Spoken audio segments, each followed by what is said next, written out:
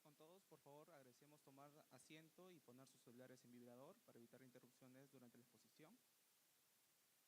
También informarles que debieron haber escaneado sus credenciales, que por cada conferencia se le va a ser entregado un certificado al terminar la feria. Bien. Buenos días con todos. Para inicio a las conferencias de la Expoalimentaria, vamos a empezar con el módulo de Tecnología e Innovación, a cargo del grupo PAC, el panel de Revoluciona tu industria, soluciones tecnológicas a medida. Para ello, vamos a presentar al panel al ingeniero Diego Rafael Salazar Vélez, negociador internacional, y director David Julián Oquendo Botero, al señor Germán Sotillo y al señor Juan Ignacio. Palmas, por favor.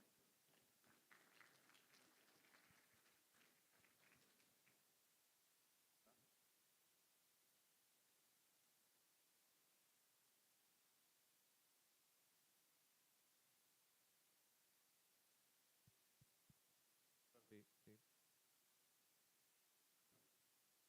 Buenos días a todas y todos.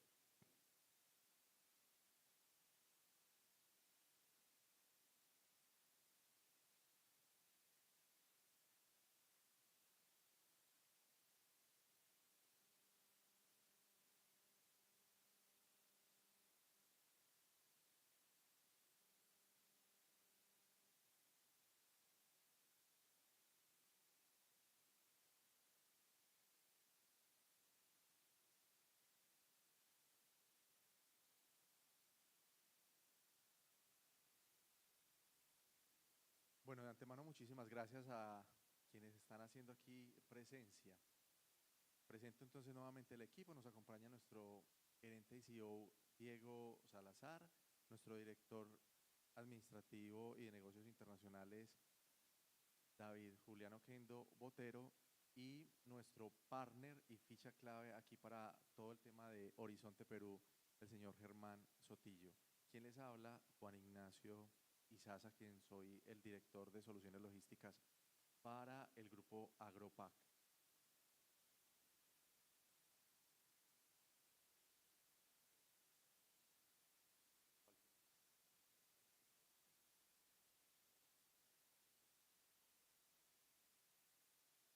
En la agenda entonces de este espacio vamos a desarrollar y les vamos a contar un poco de quiénes somos. También vamos a hablar sobre las soluciones de agro orientadas y apuntadas a ese nicho en específico, todo un tema de aliados que tenemos, al igual que casos de éxito. Entonces, aquí voy a dar paso a David, quien nos va a hablar precisamente de las soluciones que giran en torno al agro. Bueno, primero que todo, buenos días a todos. Bienvenidos a la Revolución 4.0. Somos una compañía que nos ha permitido llegar a cada uno de los empresarios, emprendedores y grandes corporaciones al asesoramiento y cooperación en tecnología para el tema agroindustrial, industria en general, teniendo como aliados compañías como Sorma y Columbia Ocura, que nos han permitido desarrollar y llegar a la industria de cada uno de los procesos que actualmente están desarrollando, teniendo como objetivo base el desarrollo, la innovación y la cooperación entre las compañías, llevando siempre tecnología de punta. Una de las características que nos, valga la redundancia, caracteriza es siempre llevar el desarrollo y la calidad en los procesos productivos de cada una de las compañías, siendo como premisa la calidad, la garantía y todos los procesos que nos permitan a nosotros como empresarios, emprendedores y grandes corporaciones tener un retorno mucho más rápido en los procesos de inversión en las tecnologías que actualmente desarrollamos.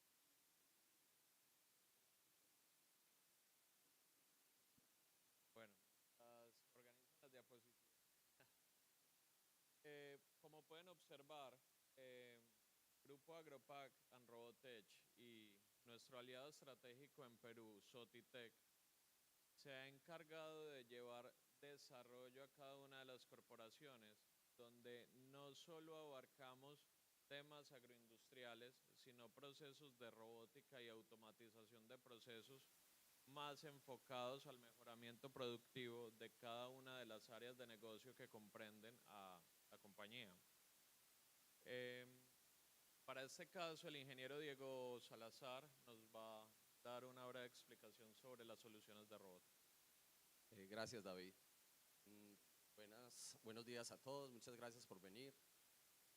Cuando iniciamos esta compañía, nosotros originariamente la iniciamos en Colombia, pensamos en lo que sucede a nivel mundial, global, con empresas que faltan en Latinoamérica que lleven a cabo la tecnología y la innovación, incluyéndolas a las empresas en Latinoamérica. Si ustedes se han dado cuenta, la integración de la tecnología pasa por integradores internacionales. Todas las tecnologías llegan de Estados Unidos, Japón, Europa, pero no existe ahora, ya lo tenemos acá, empresas que integren tecnologías según las soluciones adecuadas de nuestros mercados. Y con base en eso, nosotros presentamos soluciones en términos de robótica industrial, robótica autónoma con inteligencia artificial, presentamos soluciones en robots de servicio, que es un tema muy novedoso y que se viene en el futuro, y robots de otra tipología que pueden hacer operaciones especiales de manejo en salud y otras operaciones en el agro. Eso se viene hacia futuro. Nosotros inicialmente estamos entrando con lo que son robots para finales de línea, robots industriales que hacen soldadura, hacen paletizado, material handling, visión artificial, pick and place, posicionamiento de sacos en pallets, pero integrados a la tecnología que tienen las plantas actualmente. Muchas empresas, ¿qué es lo que tienen? Tienen una planta de proceso, su planta de proceso la tienen definida, pero cuando llegan al empaque primario tienen el primer obstáculo. Ese empaque primario lo han desarrollado y lo ponen a producir, pero ¿qué pasa cuando ese empaque primario necesitan hacer un multiempaque en secundario? ¿Cómo lo hago? Lo hace con mano de obra extensiva. ¿Qué pasa con la mano de obra? La mano de obra en los últimos años ha ido cambiando en su desarrollo. Después de pandemia nos dimos cuenta que la mano de obra de las nuevas generaciones es difícil que hagan tareas repetitivas, tareas operativas, en que ninguna persona en la actualidad está dispuesta a pasar 8 horas de su vida o 10 horas haciendo una actividad que es repetitiva constantemente. Esto es la realidad del día de hoy y por eso estamos nosotros acá como compañía haciendo ese enlace, esa integración desde el empaque primario, empaque secundario, empaque ya dentro de una estiva, la conexión IoT del manejo de la información al software y al despacho en los warehouses. Y llevar a cabo.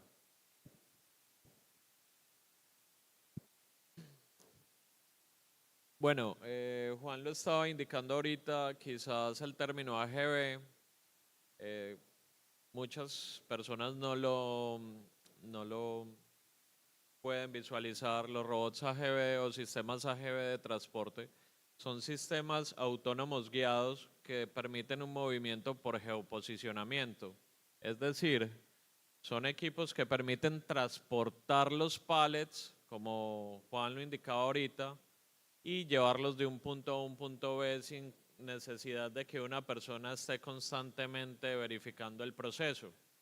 Son equipos que no requieren operación y que permiten no solo el movimiento de cargas, sino vamos más allá. Ya estamos en la incursión de equipos que puedan mover contenedores en los puertos, que puedan recibir los contenedores de las grúas en los puertos de carga y que posteriormente puedan ser descargados de forma autónoma en las zonas francas.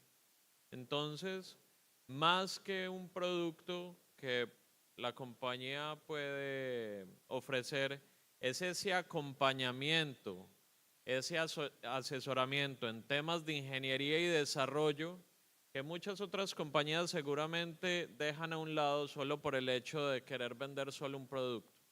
Entonces, más que un producto, una solución, y vamos a estar siempre de la mano de cada uno, muy importante, ya lo hemos hablado, co-creando en temas de soluciones. De hecho, en el video que pueden ver actualmente es una planta que fue montada por nuestro equipo de ingeniería peruano y colombiano en Colombia para la planta de lubricantes de móvil que en Colombia es Terpel, donde pueden ver que todo el proceso, desde la dosificación del aceite, la formación de cajas, la verificación de pesos y paletizado, es desarrollada por una sola compañía que en este caso somos nosotros, junto de la mano con el equipo de ingeniería de ExxonMobil. ¿Qué permitió esto? Una disminución de mano de obra. No es llevar tecnología para disminuir la mano de obra, no. Es atacar las falencias que tiene la industria y empezar a transferir esa mano de obra donde podría ser más eficientes en los procesos. Porque finalmente los equipos pueden hacerlo de manera automática, pero siempre vamos a necesitar el apoyo de los ingenieros, los mantenimientos o el mejoramiento de otras áreas y fortalecer otras áreas de la compañía que seguramente están desprotegidas.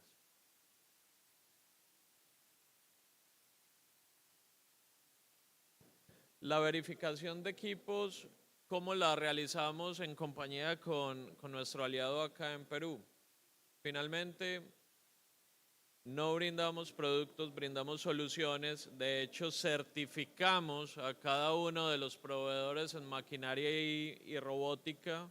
Tenemos un equipo de avanzada que va a Alemania, a España, a Turquía, a China, que avalan los equipos que estamos integrando para poder garantizar que las soluciones que estamos brindando tengan toda la parte técnica y todas las garantías para una compañía. Es decir, no es poner un equipo y dejarlo ahí, sino que poder garantizar un soporte y un funcionamiento del mismo hasta de más o menos 10 años. De hecho, en Colombia atendemos equipos que tienen 20 años de funcionamiento y siguen funcionando debido a las garantías y buenos manejos en planta.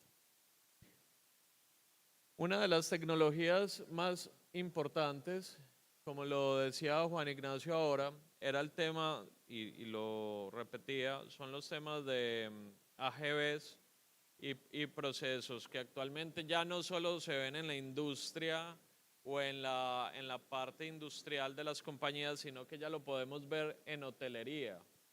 Lo podemos ver en centros comerciales, los podemos ver en hospitales y son equipos guiados que pueden llevar tanto medicamentos, como lo pueden ver ahí en el video, en cadenas de suministros para el tema agroindustrial que es bien importante, en hotelería, restaurantes. Entonces es una tecnología que se está volviendo asequible para todo tipo de mercados. De hecho, los podemos ver en centros comerciales publicitando sus marcas.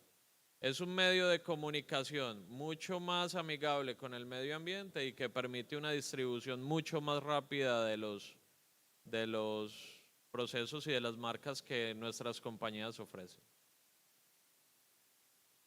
Vale, muchas gracias, David. De antemano, nuevamente, queremos agradecer a todos ustedes por su interés mostrado y demás, y si hay espacio para algún tipo de preguntas o inquietudes o intereses frente a nuestra compañía, estamos totalmente abiertos a escucharles estos minutos que nos restan.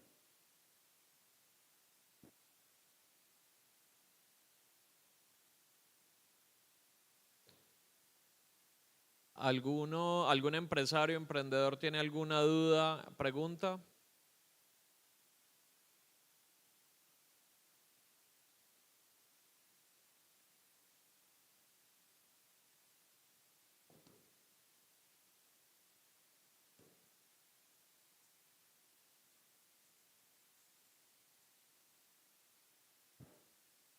Gracias por la información brindada. Mi pregunta va por lo que comentaban del acompañamiento. ¿Cómo hacen para desarrollar el proyecto, para justamente implementar las tecnologías? ¿Cómo repercute en la parte económica, ¿no? Porque obviamente el empresario, el emprendedor evalúa eso, ¿no? Cuánto tiempo toma y realmente, digamos, dentro de su experiencia, más o menos, cuál es ese impacto, ¿no? Que realmente es lo que creo que a la mayoría de los emprendedores nos interesa. Gracias. Claro que sí, y eso es una de las partes fundamentales de iniciar este proceso de acercamiento de la tecnología a los empresarios. La primera pregunta de un empresario o un emprendedor es decir, esa tecnología no está a mi alcance, es supremamente costosa, pues son tecnologías para multinacionales o empresas con alto poder adquisitivo. Pues les digo una cosa, el mundo ha ido cambiando y va cambiando a una velocidad supremamente acelerada, va muy rápido. Estos negocios, yo o nuestra compañía personalmente ha hecho automatizaciones a emprendedores pequeños, por ejemplo, que tienen una idea de empacar snacks, pero no saben cómo hacerlo, cómo hacer más productivos, cómo producir más eficientes. Y hay tecnologías adecuadas para ciertos niveles de empresas y ese es el secreto, es lo que nosotros les ofrecemos a ustedes para poder llegar a esas tecnologías. Cómo llegar a esas tecnologías, cómo entenderlas, cómo financiar esas tecnologías, porque ahí hay un tema de manejo financiero que nosotros a ustedes les podemos asesorar también. Le podemos demostrar con números que estas tecnologías ya se pagan y son muy interesantes en el ejercicio. Lo primero es conocer los empresarios, los emprendedores, las necesidades, visitarlos, asesorarlos, darles las soluciones adecuadas, presentarles los layouts, las diferentes opciones de lo que hay en el mercado y presentarle un modelo financiero en que se puedan basar en esa solución. Todo el paquete, toda la solución es lo que nosotros hacemos y es nuestro trabajo. Vamos más allá de hacer una cotización y entregar un número con una oferta comercial nomás.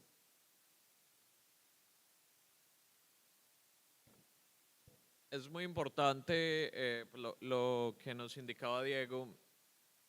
¿Cuál es el principio cuando arrancamos un proceso de asesoramiento con las compañías? Vamos, verificamos su proceso productivo, verificamos cuáles son los tiempos muertos, los tiempos de ejecución, las capacidades de productividad de su planta. Y ahí empezamos a ejecutar con un equipo de ingeniería calificado cuáles son los equipos más adecuados para su proceso, porque repito, no es vender un equipo, es vender una solución y no hacerse equipos que sean muy robustos para los procesos que actualmente tienen, sino son equipos a medida. Posteriormente de la asesoría hacemos una proyección financiera. Afortunadamente tenemos nuestro aliado acá en Perú con el que podemos apalancarnos también en temas no solo de pues, la banca peruana, sino ya tenemos modalidades de financiamiento de ciertos, no del 100%, sino de ciertos porcentajes de la negociación donde apoyaríamos en el tiempo al empresario. Es decir, no es pagar el 100%, no, es brindar una solución, llegar con la solución, poner a funcionar la solución, a producir la solución y finalmente en un plazo establecido hacer los pagos de los procesos. Pero apoyamos en el financiamiento de los emprendedores, tanto de empresas como de corporaciones y también microempresarios que apenas están arrancando en el mercado. ¿Alguna pregunta adicional?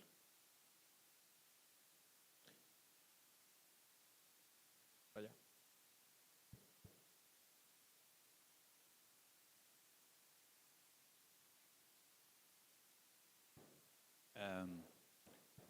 Buenos días con todos, gracias por tan importante presentación. Bueno, yo vengo del mundo académico y quería preguntarles si es que ustedes tienen alguna alianza con algún centro académico, con alguna universidad, como para, digamos, plasmar proyectos concretos. Muchas gracias. Gracias por su pregunta. Uno de los factores que hacen que la tecnología se adquiera y sea más permeable para todo el mundo es el conocimiento. Nosotros tenemos un plan estratégico con nuestro aliado Sotitec aquí en Perú para colocar demos de diferentes soluciones en integración con robots en los estamentos educacionales. Eso es algo que tenemos dentro de nuestro plan estratégico para hacer que esta tecnología sea más amigable para todos y las conozcan de forma cercana. Bueno, bienvenido al mundo académico. Quien habla, profesor de la Pontificia Universidad Católica del Perú, busca también ser abierto con otras universidades e instituciones que nos permitan transferir la tecnología. La investigación y el desarrollo es muy importante para el desarrollo del país y estamos abocados a ello. Por eso muchas gracias por la pregunta. ¿Otra pregunta? ¿Alguna inquietud? Acerca de robótica, tecnología, ¿alguna pregunta de esto?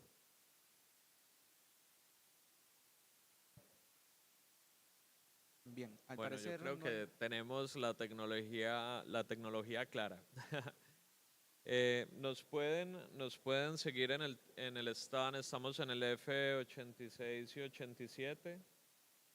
Ahí podemos abordar cada una de las industrias, no solo estamos con el tema agroindustrial, también tema de alimentos, tema de infraestructura, sistemas de soldadura y pintura, entre otros equipos que les permitirán desarrollar su industria a cabalidad y al 100%.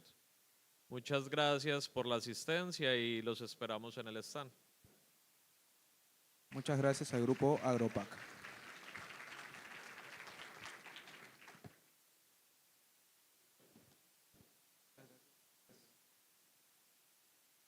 Bien.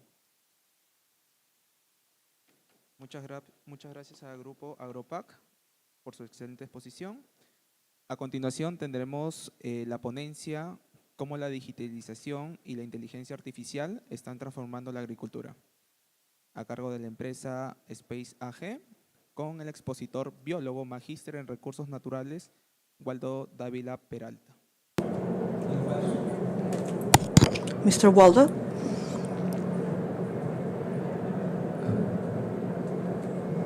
Muchas gracias. Thank you.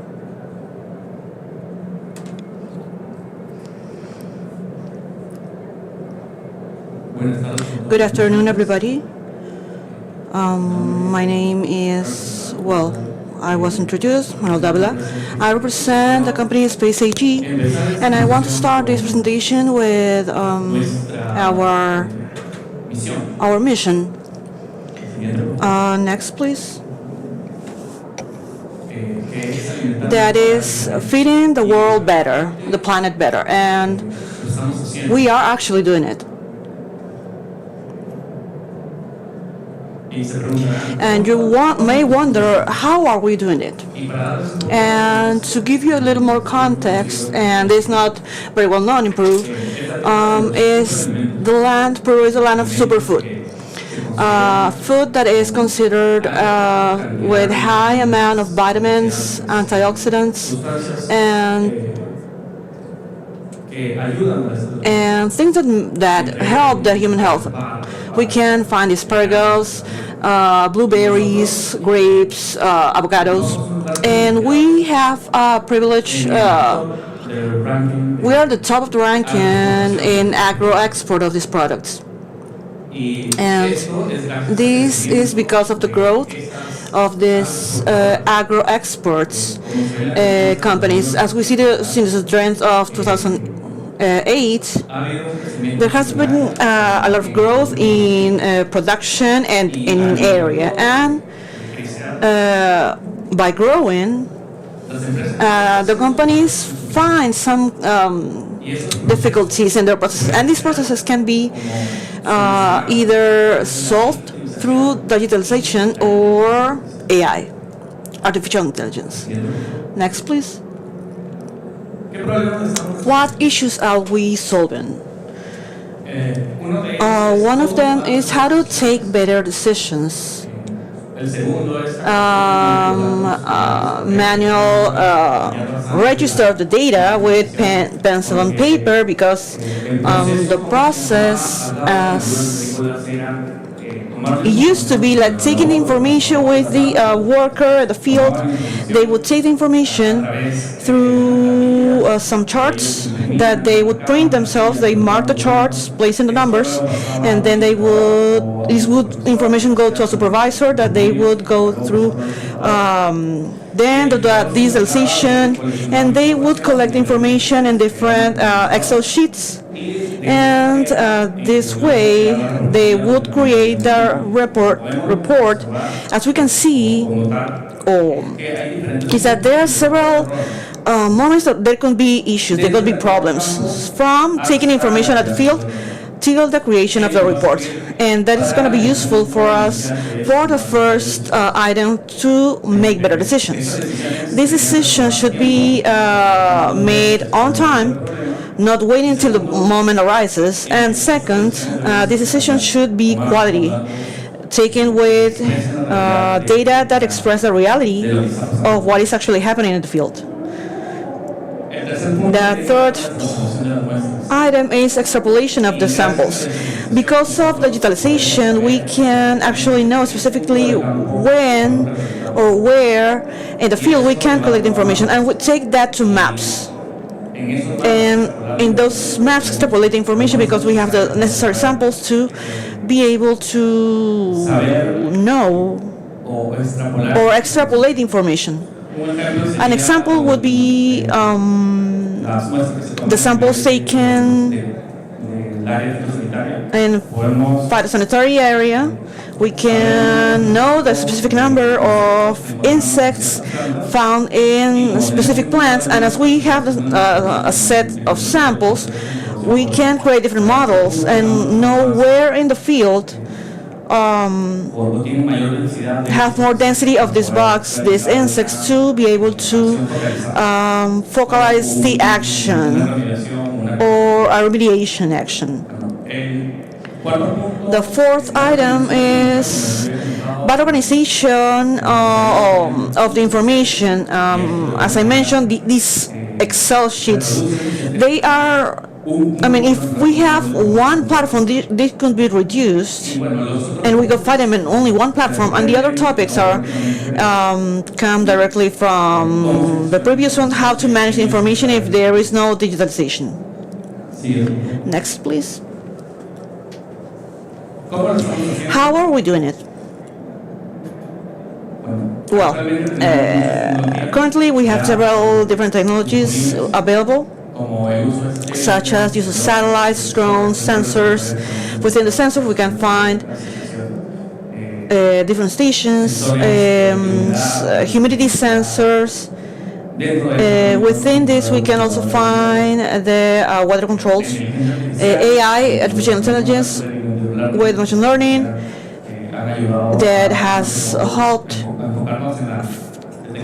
us to focus on detecting some objects, and we see that detection of non-productive plants or plants with issues with when producing fruits. QR codes. Because of the QR codes, we can see the specific location that the evaluator needs to go to, or with the QR codes also we can identify more precisely the personnel that's getting into the field, the working area. Also, there are moments, there are peaks of performance to see what are the moments that we need more help.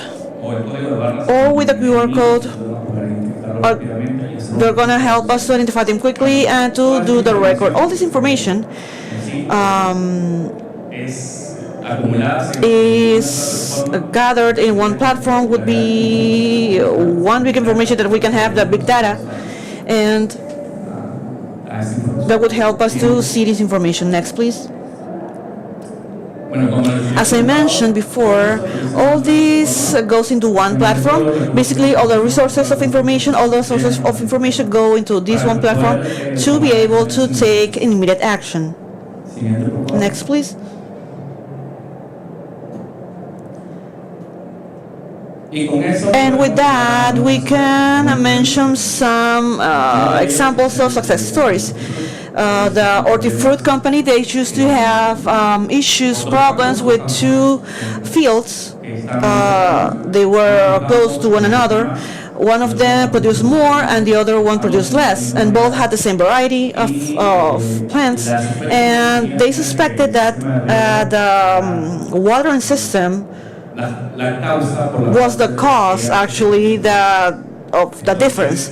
So what they did was fly a drone with a thermal camera, and we were able to discover that the area that produced more had more uniformity of watering, higher compared to the other area, the other field that produced less. With that, we could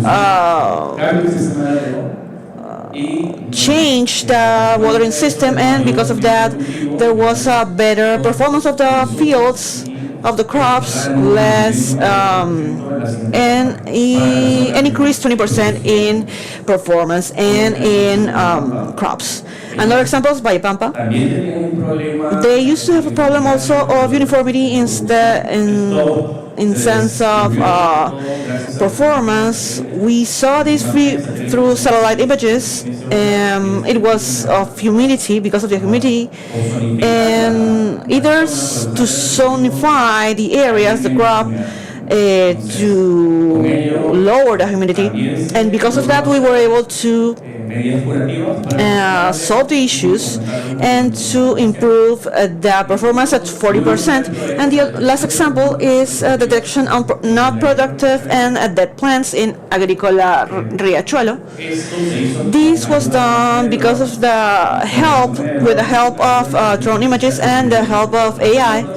We could detect the non-productive and dead plants. They were very, very tiny. And with that, we were able to save on labor and machinery and better crops.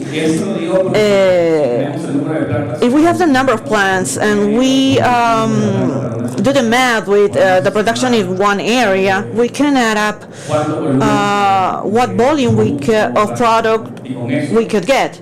And with that, you could also, it's better for the work, for the employees, for the farmers, and the materials that you use for the packaging of these fruits. Next, please.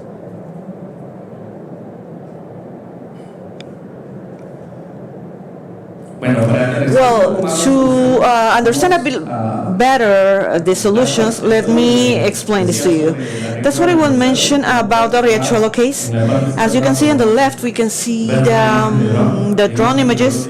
The drone images has a resolution of 20 centimeters. It's greater than the satellite. It has a resolution of 10 by 10 meters. In this case, we use the hub.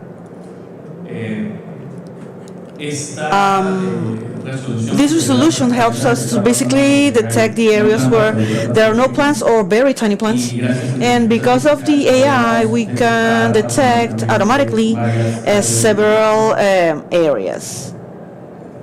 With that, we can understand which areas are more productive by field, because in the production, the average production, we can project what is going to be the end production. Next, please. Among the benefits that we get with this is saving money in labor and workers, packaging materials and logistic services, saving in water, fertilizers, and other applications, more productivity per hectare, and more crops per field, and basically what I just mentioned before, and better projection for the crops.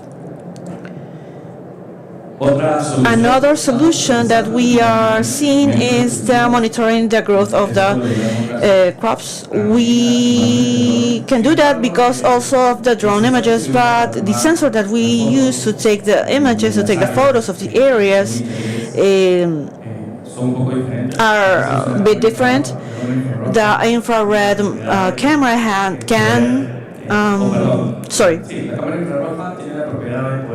is able to get information with close course infrared, and it could compare with the plants. The more foliage, the length or the reflection defined as the light that impacts on the body and the light that it projects, the refraction would be higher. So if we see that in colors, we can see here that the greener areas should have more foliage, because we see more reflection of the infrared light, and the areas in red are those that don't have a lot of vegetation and have issues. Here we can gather two things. One, that we can do comparisons between the crop areas or the lots, bulbs, or the agriculture sector, however you can define it. And with that, we can know which areas are more productive. Por otro lado, dentro de la misma zona, dentro de cada cuadrito que ven, we can see that the differences of how the vegetation is moving. So there are more uniform areas and areas with less uniform vegetation, and these areas are areas where basically the agriculture needs to go and find the reason of this issue, this problem, and basically all this information is translated into data for it to be easier to read, to understand. For the people that are in charge of observation and taking actions, remediation actions, and assessment actions. Next. So, among the benefits, it's better productivity per hectare, monitoring the growth rate. Basically, if we monitor with the drones and in time, with follow-up in time, this is going to show us the performance or the behavior of the plants or the crop areas. And the whole one, we can see the area that we need to plant more, maybe the deficit in nutrients. Next. Y esto tiene que ver con el caso de éxito. It is related with the success case of the one that I mentioned before, that they had an issue with the watering systems. This is also a picture taken by the drone, but with a different sensor. This is a thermal sensor, and therefore it measures temperature. And what we can see here is the areas, the upper areas, they have a lower temperature, and the bottom they have a higher temperature. That would tell us that there is non-uniformity in watering zones, and we can see photos if there are leaks in the watering system. I don't know if you could see clearly, but in the road path, in the red path, we can see different blue dots. Those are the leaks. And also we have a path on the left. I hope that you can see it, and also is in blue. That means that there's a lot of water in that area.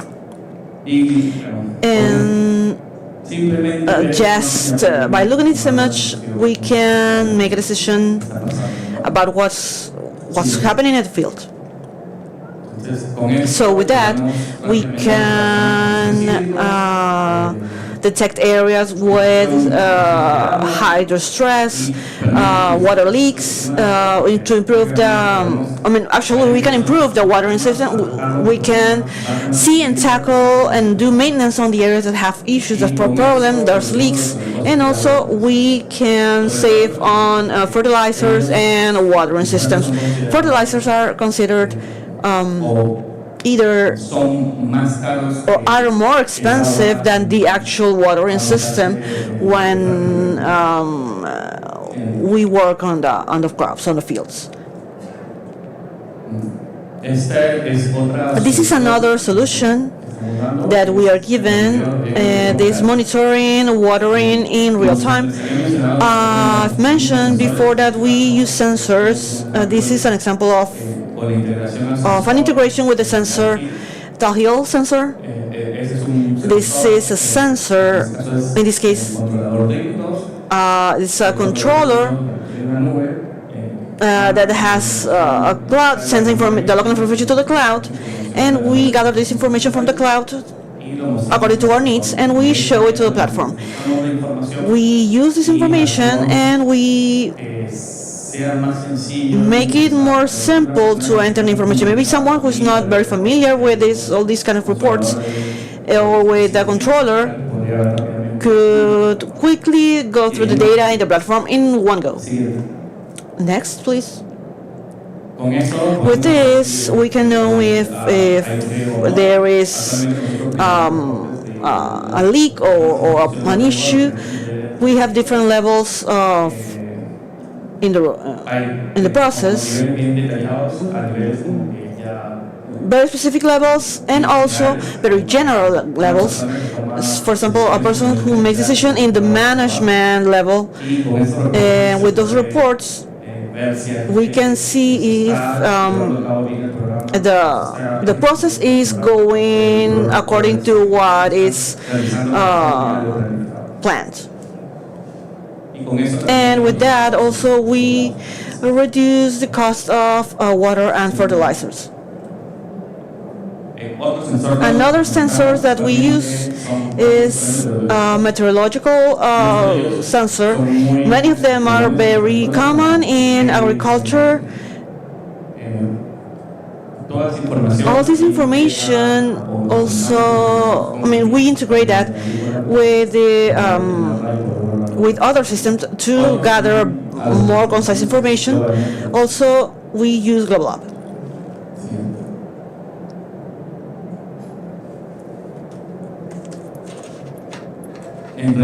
Among the benefits that we can get, we can easily see in the alert system. The alert system basically could be connected to any meteorological or watering variable, and it could send automatically an email to any personnel that needs to be aware of that, the areas that has complications, and immediately as it sends information to the cloud, immediately the email is sent.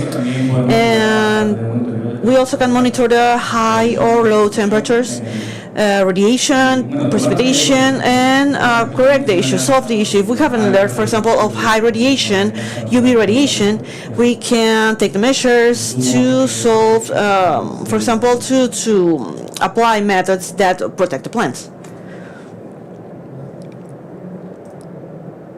And I'm going to stop here for a bit because this is about the digital charts, as I mentioned before. The assessment, the evaluators and the field, they use pencil and paper. Basically, they print them, and so we built an app that has digital charts that are dynamic. And by dynamic, I mean that they are very flexible to the different agriculture sets, because they can build their own forms that they used to use the printed chart that they had. They could recreate them in the app. So with that, the evaluator goes with their cell phone to the field, loads the information. These charts have restrictions, and restrictions, they are useful for the information to go with a higher quality to the cloud.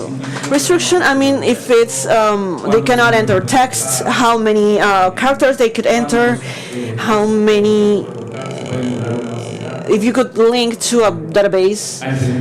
There are QR code questions that will allow us to scan, maybe.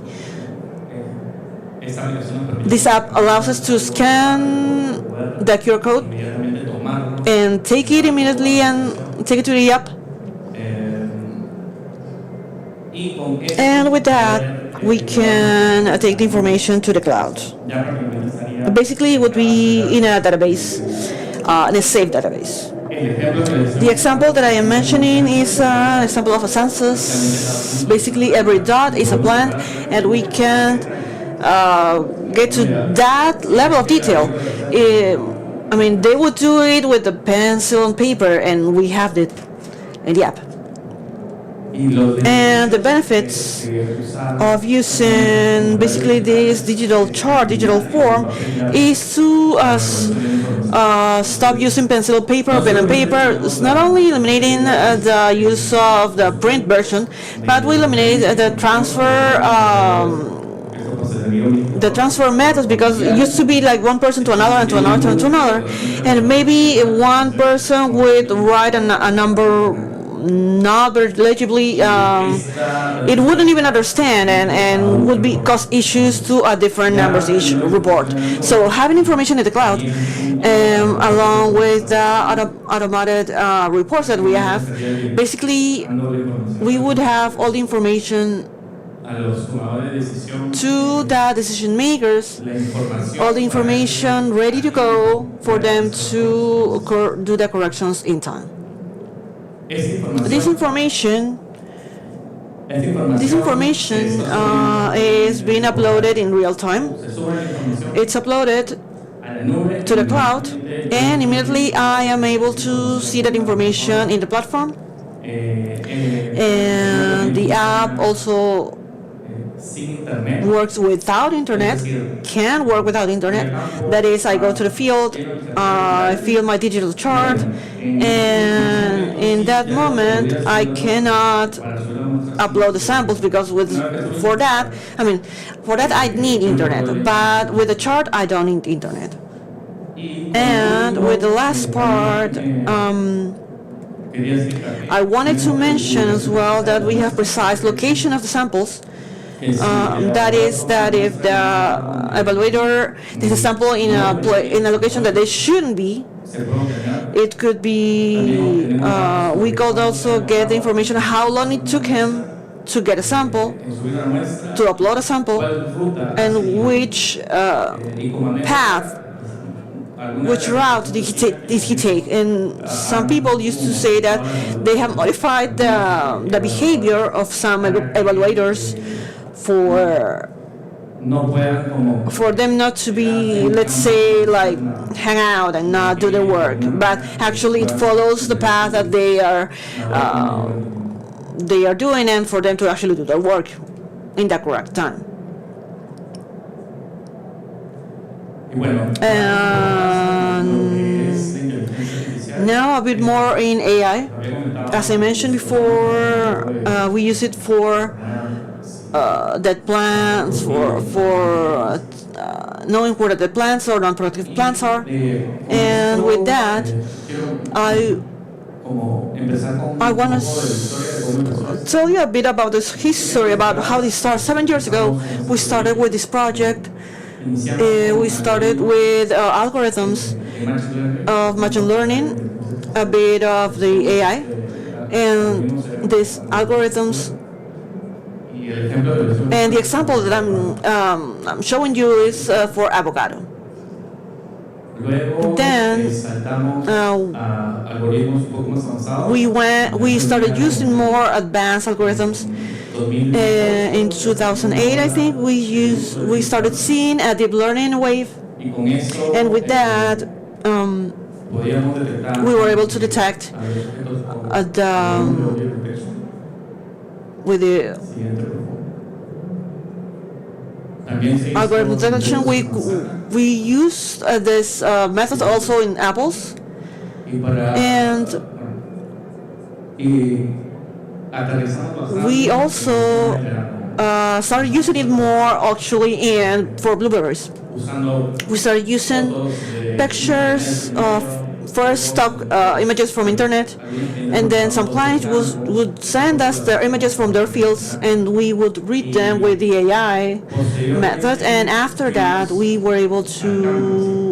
actually went to the fields, and we realized that the reality of the people, of the worker that actually counts the fruits, it's very complex task. But actually they are working in the heat, and they have to count the numbers of these plants. Some plants are easier for them to count because they are higher, but there are other plants that are very, very low to the ground, and they have to be on their knees, work on their knees, and it's very complex, and it's maybe not so possible to have the exact number. And that we can see that because we could see the errors, and when preparing the projection, obviously this error, this discrepancy would extrapolate. Next.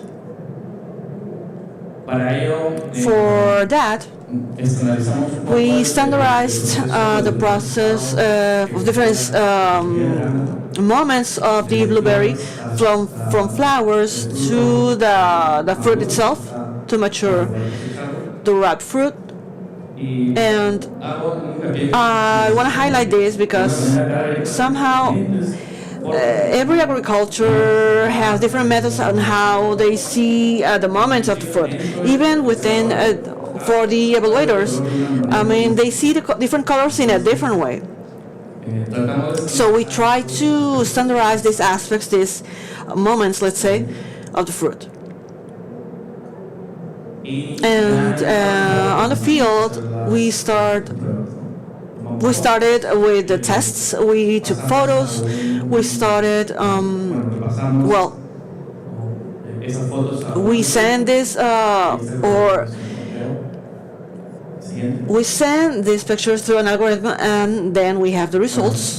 Actually, we made some modifications to the algorithm. You see at the outside part, there are errors because they're basically counting the background, and the idea is to count the foreground, what is like in front of the camera or in the picture of the plant that we're actually working with.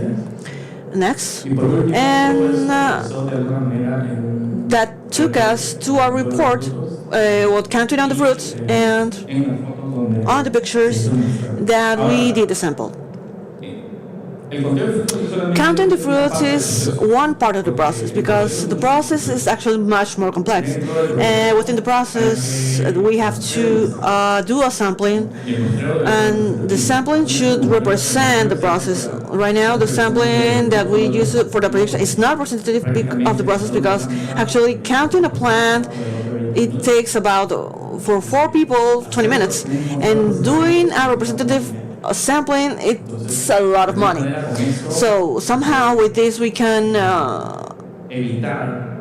prevent or avoid the expenses, the extra expenses, let's say, and knowing that the fruits that it's counting is the fruits that it's actually on the pictures, because they're also hidden fruits.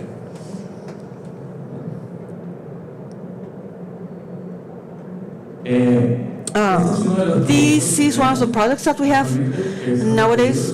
Is one platform.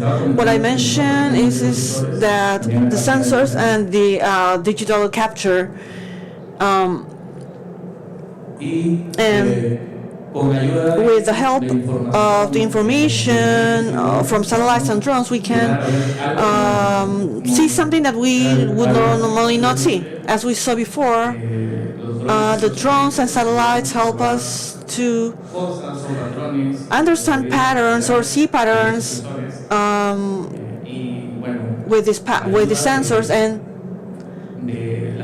with the help of people that work in the team or when doing processing the information, we land it in such a way that we can understand it and make decisions accordingly.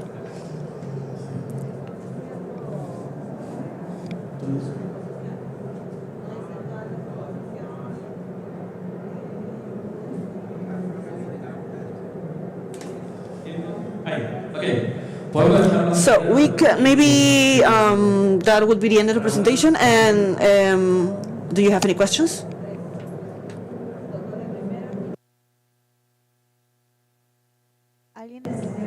Anybody has any questions? Raise your hand, please.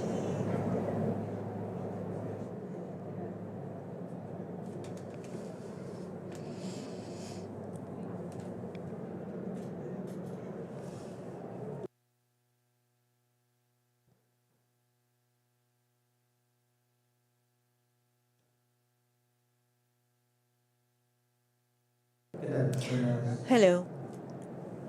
Good afternoon. My question is about the size of the sampling that could be applied to what you are mentioning, what you're explaining to us. What would be the minimum lot that we, or the minimum area that we should have to, for this to be efficient in the an investment level? Okay. Nowadays, the fruit counting aspect is under research. Regarding the algorithm, not so much, because we are working with a company called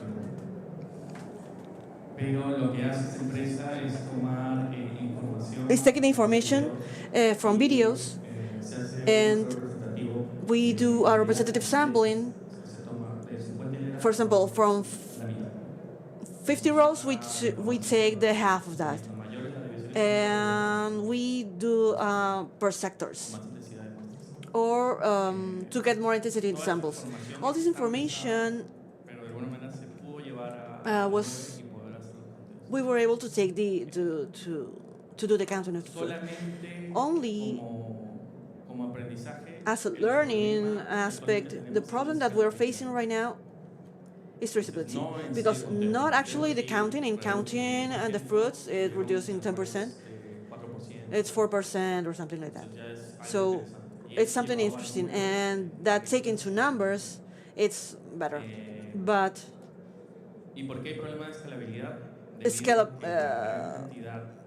the amount of data to extrapolation, for extrapolation, is the amount of data that we have. Technology that we're using is Starlink, and maybe it would be more simple for this kind of process. But this is the only issue that we're facing right now. All the other aspects is it's okay.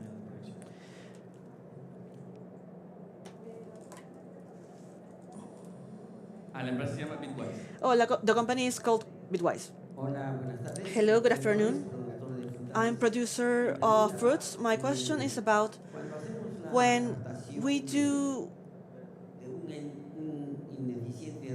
when we see deficiency in watering, are you doing, I mean, you're doing it through drones and maybe infrared, right? Because sometimes the foliage, sometimes it doesn't allow to see the parts of the land that are not being watered correctly. So you use the drones with, I mean, would you be able to cover the needs that we have Un momento, por favor. just a second, please. What crops right now? Grapes. Grapes. Entiendo. Okay. Lo que detectamos con el What we drone, detected with the por drone ejemplo, para ver si hay problemas con el to sistema see if de there is riego, issues with the watering system is thermal cameras. The drone has, eleva su temperatura. it raises the temperature. ¿Por qué eleva su temperatura? Why does it raise the Porque temperature? evita la Because transpiración. it prevents transpiration. Como evita la transpiración, And as it prevents it, algo so que it's es more muy heat. diferente con respecto a los Something que tienen different transpirando. compared to other plants because other plants just transpire. Entonces, si es que es uva, So nosotros if it's deberíamos ver for a través grapes, de una we should be able to see through this thermal camera which plants present stress. And these plants would have a higher temperature. Ahora, Now, sobre la pregunta regarding the question of de los drones, the drones, we don't sell drones, but we have experience with other agricultural companies que puedan that we have helped them to gather the information, and we have helped them in that sense. a tomar la presión. Aparte, también tenemos un Also, servicio we have a que service of toma información. taking information. Va una persona So a con el person drone, goes with a drone trae la información. and gathers the information, and we provide the service.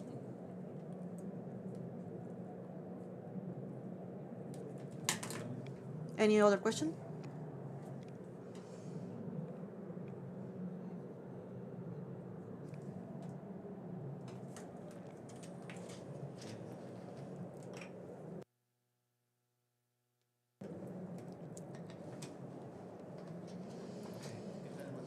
Hello, good afternoon.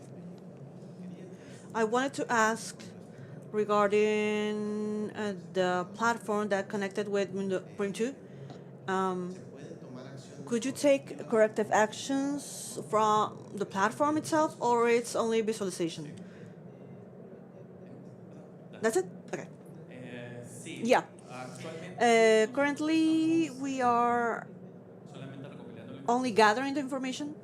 no estamos We're not sending corrective actions from the platform. Actually, it's only for anybody from the field with permit can see the information instead of going to the controller itself.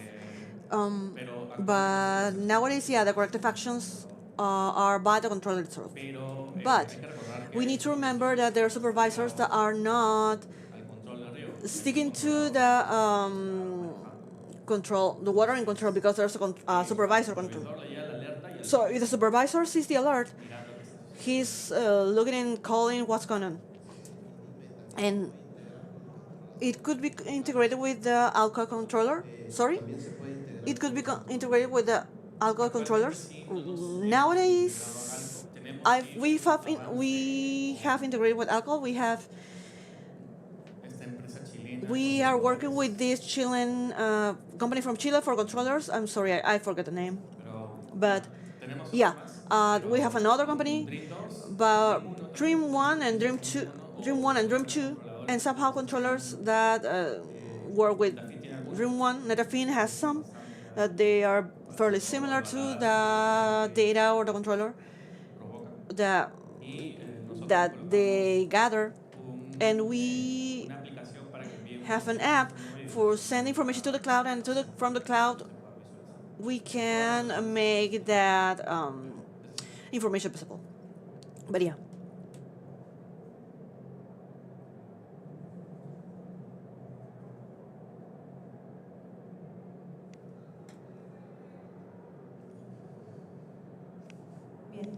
Okay, anybody else want to ask a question?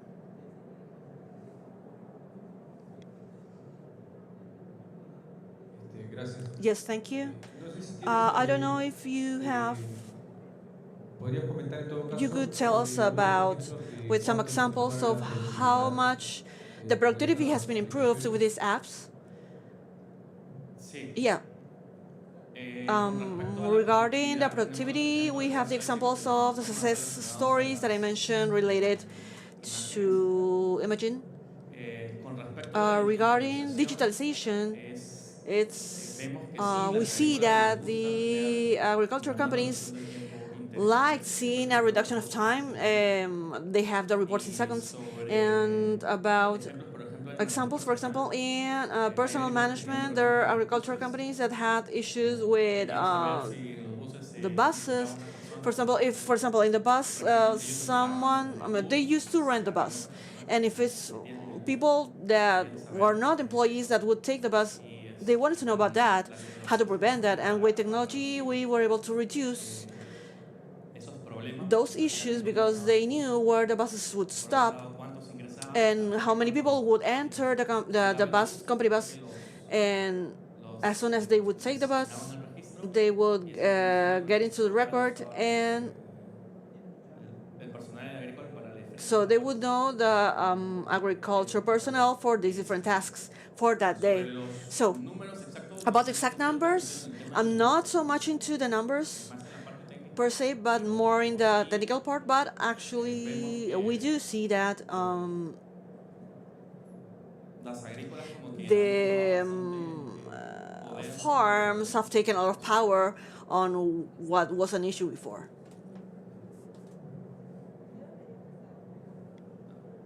Okay, thank you.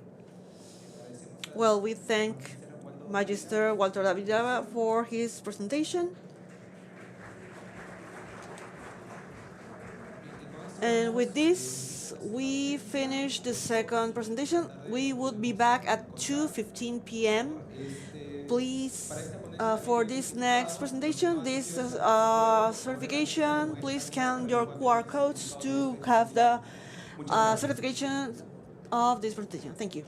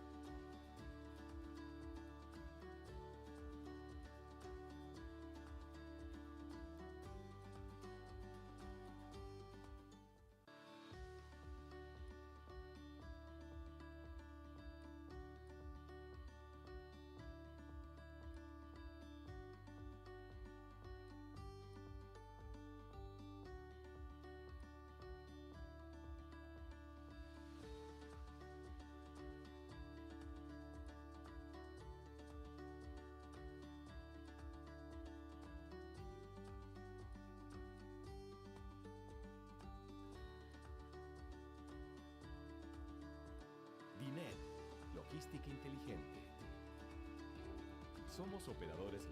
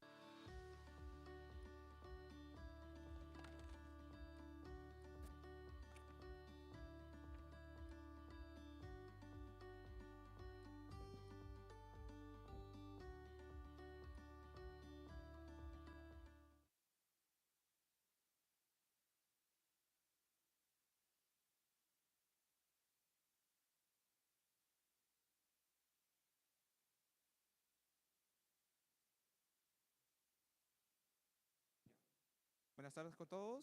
Continuamos Good afternoon, everybody. Continuing with the presentations for today. a las 2 de la At 2 p.m., we start with the current status of dragon fruit in Peru, how to continue for it to be agro-exportable, as well as the situation of the blueberries. It will be presented by Mr. Herman Caballero. Mr. Herman?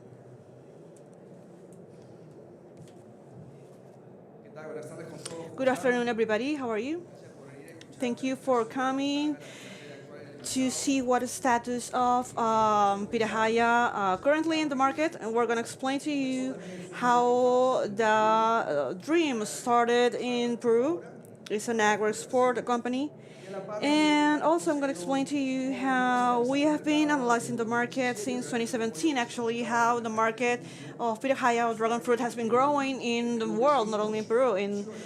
Peru is just starting in this new crop, like blueberries in 2007. Peru, since 2017, started exporting pitahaya or dragon fruit. In 2017, AgroPeru, Colombian investment market company, started exporting pitahaya from Colombia, and right now I have an office in Ecuador. Since 2017 in PMA from the United States, there's 4 great fairs of fresh fruit. PMA in the United States, Fruit Logistics in Berlin, Fruit Logistics in Asia, and Fruit Attraction in Madrid. This is where we're going. Peru, right now it's the yellow variety of white meat. It's a native from Peru that comes from Central America to Peru. Also, we are a source of this fruit. We also have the red variety of red pulp. And it's important to mention this because sometimes the market or the markets do not recognize pitahayas per variety. And we as a company are trying to make it recognizable. The American Beauty varieties as a red with a fuchsia meat. And because of an engineer of Waral, she brought this variety from the Florida variety. Peru is now one of the biggest production centers of this fruit, and it's giving an added value. The fresh fruit is the highest variety. One of the great advantages of pitahaya, dragon fruit, is, as you can read here, it has high concentration of vitamin C. It has iron, B1, B2 vitamins, but what is most important is this red variety, the red pulp, red meat. Do you know why is the red fruit is very good? It's because antioxidants. And pitahaya is the red pulp one. I'm going to show you also the prices that are much, much more better than the yellow with white meat and red and white meat. This is important to know because people are looking for healthy food in their diet. So the great players in the market, when I'm in China, are Vietnam and China. Vietnam produces 700 tons. And so Ecuador, I'm going to mention Colombia and Ecuador. Brazil, not so much yet among the exporters, the main exporters, because Brazil mainly produces for local consumption. But Peru is in 2022 is Colombia, Ecuador, and Peru 2020. The other data is from tons of the on the world, and it's important to Colombia stayed in this amount of hectares, planted hectares. It's important to mention that. Also Ecuador, this number of 2020, and Ecuador is going to be our comparison, because it's one of the main players in South America, it's grown to 4,000, up to 4,000 hectares in less than 4 years. So we need to do a comparison also always with this neighbor, because it's one great player from South America. It competes with us in the commercial window from January and February. They start before because they're closer to a tropic. They start in October, the production, the red, white pulp, and the yellow, white pulp. They started in July. So we need to understand. Colombia is changing the variety. And Peru, out of 34 hectares since 2020, 100 hectares. Registered are right now 700 hectares in Senasa, but I'm handling 400 hectares that I advise. The commercial window, Peru has varieties from chachapoyas that produces in the July, August, and September, but I didn't mark it here because it's not for export. The great advantage that Peru has is that we are in the West Hemisphere, and what is that date? We can start since November, December, but we're competing with Ecuador. Actually, our commercial window is from January to April. That is our commercial window for Peru. We can dilute it up to May, June, that still accept fruit in Spain, but that is the ideal window. January, from January to April. And January is complicated, it's the higher fleet because asparagus, strawberry, and by sea it's not so much problem. But I want you to understand that what is the commercial window that in United States, for example, there's no production. China right now with the Shanghai port is going to be a huge market. Thailand, it's not France, but in Europe there's no fruit right now. In summer months, this is important for you to understand how was the growth of all export of pitahaya since 2019 and to 2024, 1.3 million. So as I wanted to mention, pitahaya right now is following the curve, the concave curve of blueberries in 2007, because this fruit is considered a superfruit as well, like red fruit, benefits for human health. And for all of this to go hand in hand, we need to understand that it needs to have an organic certificate. That is ideal for it to be appropriate for human health. How the market has been growing is, these are the sources, Agraria de Negocios, Agraria de Noticias, sorry. And we need to mention this because in 2017, Peru, only one company, AgroPeru, exported in 2018, AgroPeru. And then during the pandemic, there were, in 2021-22, there weren't many exports, but in 2023, see how it blew up. Also important players that I'm going to show you right now, Peruvians to export, Camposol, from Change, they started to export, really export. Big companies, producing companies. This is important. Peru right now has only the protocol from Canada open, that is open. We have Europe, and we have China, and Dubai. There are other countries that are not as open, but the market that we are interested because of the distance of the trip is the United States. It's the ideal market for Peru. Ecuador, 80% of their fruit is destined to United States. And this protocol, Senasa committed to close this year the protocol with the United States, and they are opening right now. Aguaymanto, and they said that pitahaya is that for next year. We're trying to do a syndication pro pitahaya, pro dragon fruit. Pitahaya is growing a lot, and as it is based on health, many brands are being incorporated to different, for example, Starbucks among others. It's used for many things. There's a lot of subproducts from Pitahaya.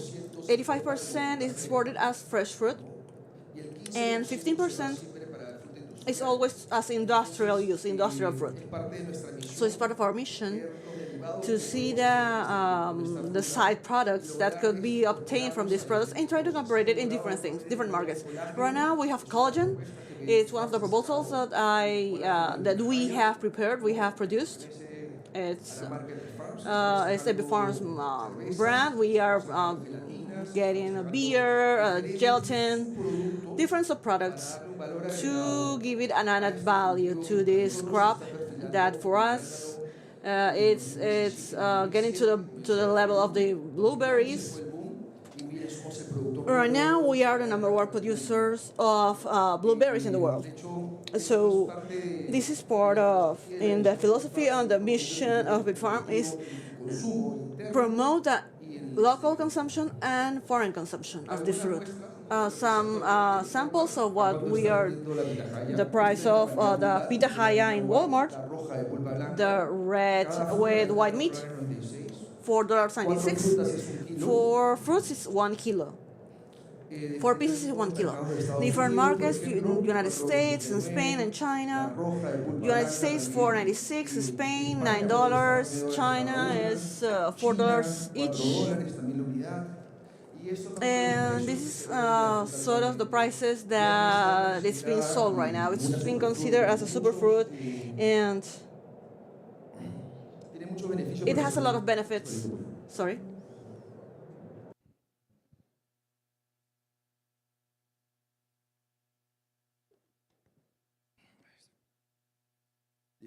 Sorry.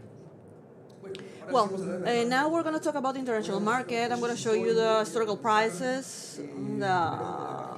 First, with the United States page, I'm going to show you how the prices have been changing in these few years. This is a link that anybody can go in, and you can do a market study, not only of the pitahaya dragon fruit, but on many different fruits that enter the United States. It's an open page for everybody. It's useful for me. In 2017 that I started with pitahaya. I started doing a follow-up in this page for the benefit of all Peruvians. We focus on two products, red pitahaya with red pulp and with white pulp. You can enter this page and review the numbers. I'm going to start in 2020 in red and red pulp, $8.68. This is a great price. I started exporting the pitahaya in Europe. I exported to a French company, $10 the kilo. So it's the same price of United States around that time. 2021, the prices $11.48, $8.15. Pitahaya was launched as superfruit in 2018 in the PMA of New Orleans in the United States, and these are the destinations of United States that the fruit is destined is guided to. And you see how the price is lowering as well because there's a lot more volume. It's 2022, United States. Also, it tells you the calibers that you should manage. We need to consider them because the fruit for United States and Europe, they request big amounts. And 2023, the price it keeps going down. 2024. This is important because there's a disparity in red pulp and white pulp. Vietnam is the white pulp main producer. It floods the market in the United States with their products, and they have fresh products and sub-products of the fruit. You cannot compete with Vietnam. 1 million tons of fruit or white pulp, you cannot fight them. But it's important that red pitahaya of red pulp has been growing. The price is getting higher. It maintains since 2020 because people is requesting that more and more. In Spain, we were last year. There wasn't many presence of red, the American Beauty one, and the Spaniards were very excited about it. And this is the first year that we're sending 300 tons to the European market, not only to Spain, but because we know the Spanish market is very hard. We're sending it to Paris and other countries, and we're going to send also side products. These are the records of the prices since 2020 to 2024. Pitahaya red, red pitahaya, the variations, and see how it's maintains up to higher than $10 or $11 compared to pitahaya white pulp. As you can see here, who are the great players in red pulp and white pulp? The great players that we see every year. Peru is entering this year as a producer. Red pitahaya with white pulp. I don't know, it's the best idea. I started with a yellow pitahaya with white pulp in the Amazon, or the red with red pulp. We were studying the market and we realized that this red pulp, the consumer, they do discriminate it or prefer it because of benefits, food, health benefits. Now I'm going to talk about the national market. Any questions so far with the international market, or maybe some questions in the end? Peru right now has exported frozen pitahaya, dehydrated, in a can or prepared, fresh and organic. Fresh organic. These are the prices that has been managed. This is the platform. And frozen pitahaya is the average price is $161, dehydrated $29. Frozen, dehydrated, in a tin, in a can. Peru only exported in 2023, 24. We didn't export anything. Only as a test. What we have sold, fresh pitahaya or dragon fruit. We are seeing here frozen dragon fruit, the 4 exporters of frozen.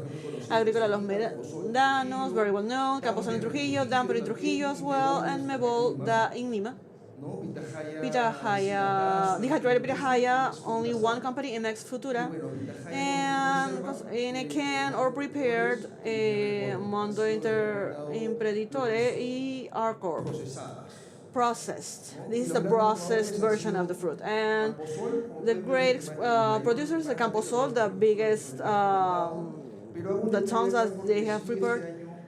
In terms of export, has been an error of all exports, Peruvian export, Camposol in orange, because Camposol has a feature in Peru, has an office in Peru and in Europe, in China, and United States. And most of the producers and exporters from Peru, what is the price that they're gonna give?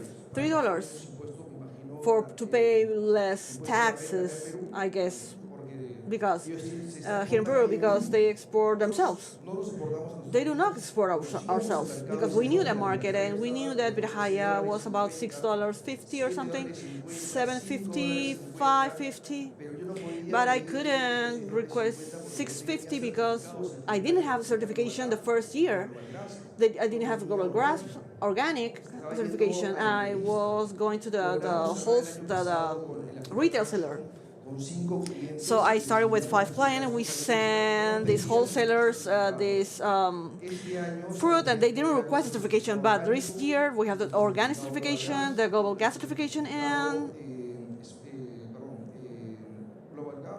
Global Gap Organic and GRASP certification. It is important to understand this because I'm not going to retail. It's important to understand that when you prepare to export, you need all the documents beforehand to understand the price that you're going to pay. Analyzing all of the market since 2017 in the Pirhaya crops, I'm seeing, I showed you a little bit ago the price list, and we knew that we could get to 750, 650. At the end, it was 550 to one client, 650 to another client, 430 to another client, in an average 490. These are the prices that the fruit has been handled in 2024. Frozen, 2022, no export. 2024, as you can see, we sent some fruit to the States. Camposol sent 18 kilos.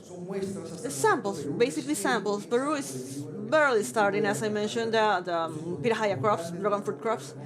It is important to understand is the great capacity, the advantage that Peru has versus our neighbors, Ecuador, Colombia, and Brazil, is that we are under the tropic. It's not so much rain, so the production in Peru, the Peruvian coastline, we have grown a lot in grapes, blueberries, citruses, because we don't have so much rain. So the advantage for us is that we can produce a lot of export fruit, low price.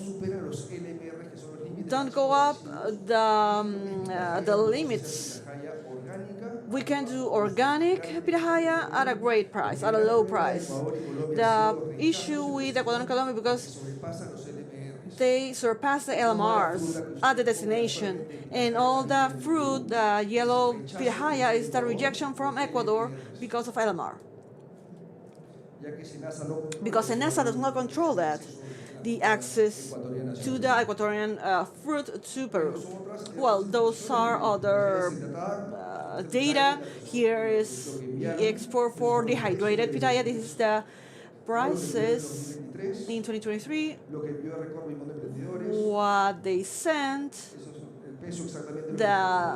These are samples, as you can see, the very low quantity.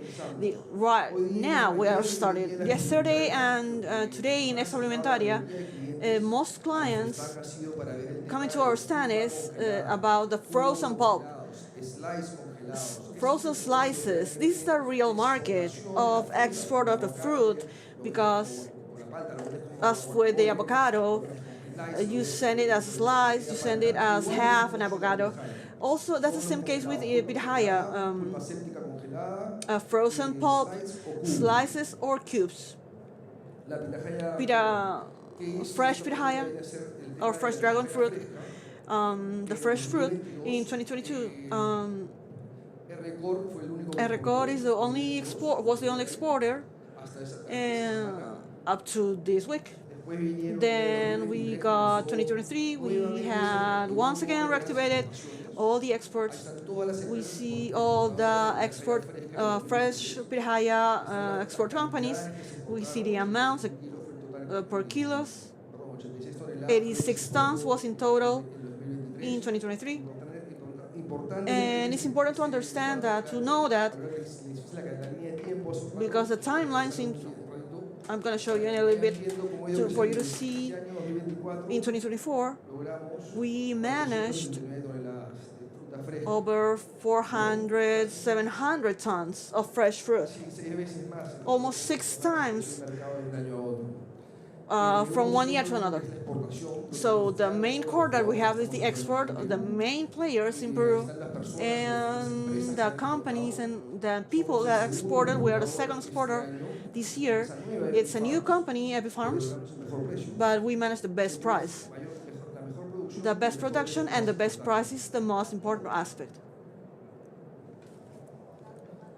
Well, also there is something that I wanted to mention, organic pitahaya. It's important, it is a different price, $1.50 more compared to the markets in the States and Europe. And I'm going to talk a bit about AP Farms. AP Farms, it's company, a third-party company. It's a leader company in export. It's our main field. We are two specialists, myself, Germán Caballero, and my friend, my colleague, Jorge Chisa. I've been working in production over 15 years, and we created this company to supply the world of organic pitahaya, organic dragon fruit. And this is the main opportunity that Peru has right now, facing the competitors, Brazil, Colombia, and Ecuador. Produce pitahaya in the Peruvian coastline. It's a very, very good idea. I wanted to share that with the Peruvian producers. We were lucky enough to be named as the company of the year. We were working hard 2023 and 2021, 22 and 23, and we managed this recognition as best company of the year. We are a company that has been growing since 2021. Right now, we have 50 hectares of dragon fruit, pitahaya. We want 120 hectares more, and we're going to launch other products in the market. We saw that there's a need in the market, and we want to continue growing. My business partner,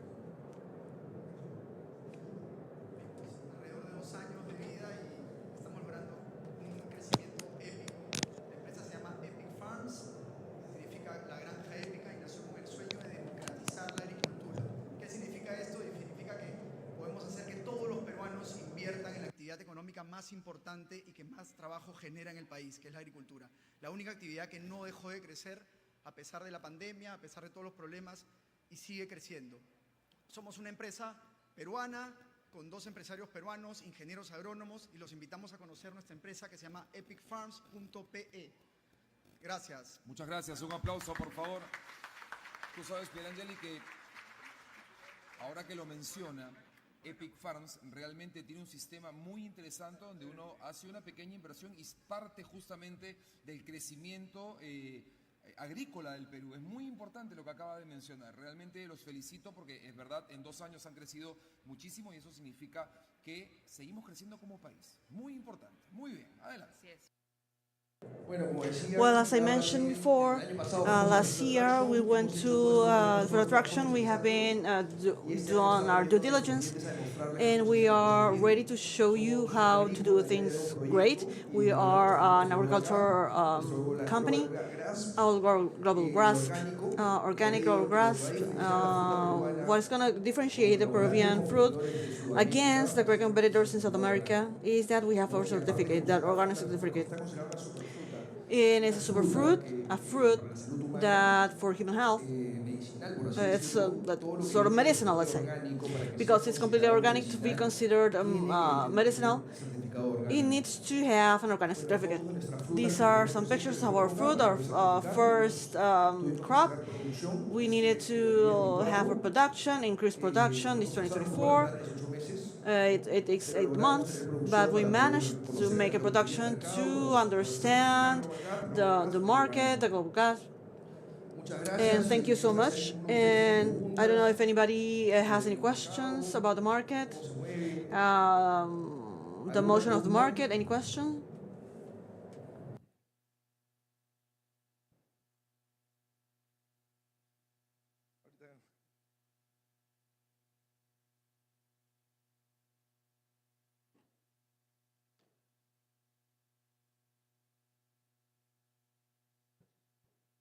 Buenas tardes. Good afternoon. What is the best area in Peru to plant pitahaya or dragon fruit of the kinds that you mentioned? It depends on what is your goal, but I recommend Peruvian coastline with the rains, center of Peru. I had producers in the north of Peru, because of El Nino, it coincides with the production of fruit product export. So that is a problem. When I was working in Matupe and Chiclayo, I would work with avocados. So actually, in those days, I had 120 people to get the crops, but we couldn't do it. We had to wait for an hour after the rain for the fruit to dry. So I was losing money. So I chose Pixumal because with the commercial window with Chile, as I mentioned, from January to April, I saw that the coastline and the center of the country was better. It's not that you cannot do it on the north of Peru, but the idea is to, as a country, to manage that the north always produces before the center and the south. The same with avocado. So for me, the ideal is the center of Peru, but we can do it along the whole coastline and different varieties. The Amazon varieties, the yellow with white pulp. Yes. The bad thing about the Amazon is the access. It could be 1 month 3,000 soles, and during the rain, 4,000 soles. So people loses production. The yellow from Costa Rica, and for the Amazon, and the yellow paloreña are the 3 varieties that I could recommend to you. Another question?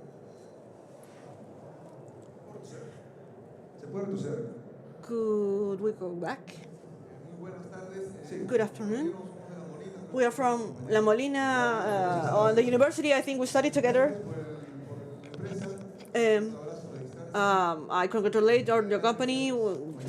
Keep working hard, and you can manage your goals. We are from the highlands, from the south of the highlands, and my question is, we want to know if we could be, we will have crops. What altitude? We are talking about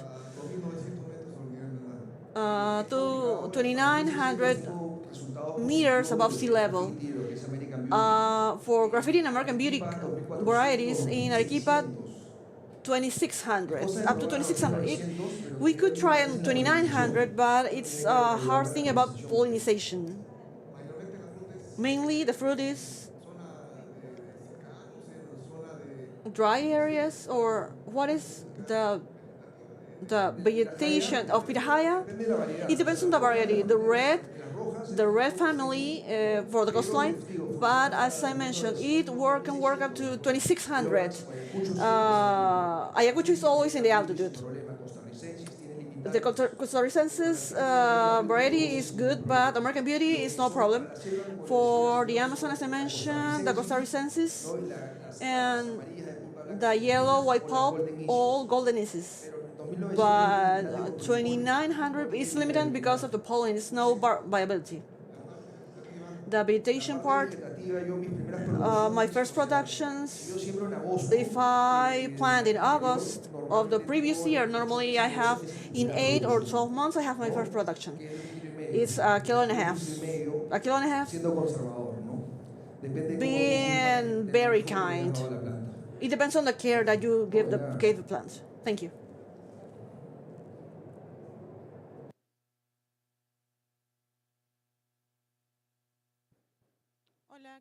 Hi, Fatima Castro. Now that we see that the Shanghai port is coming, I understand that you are going to launch the exports through this port.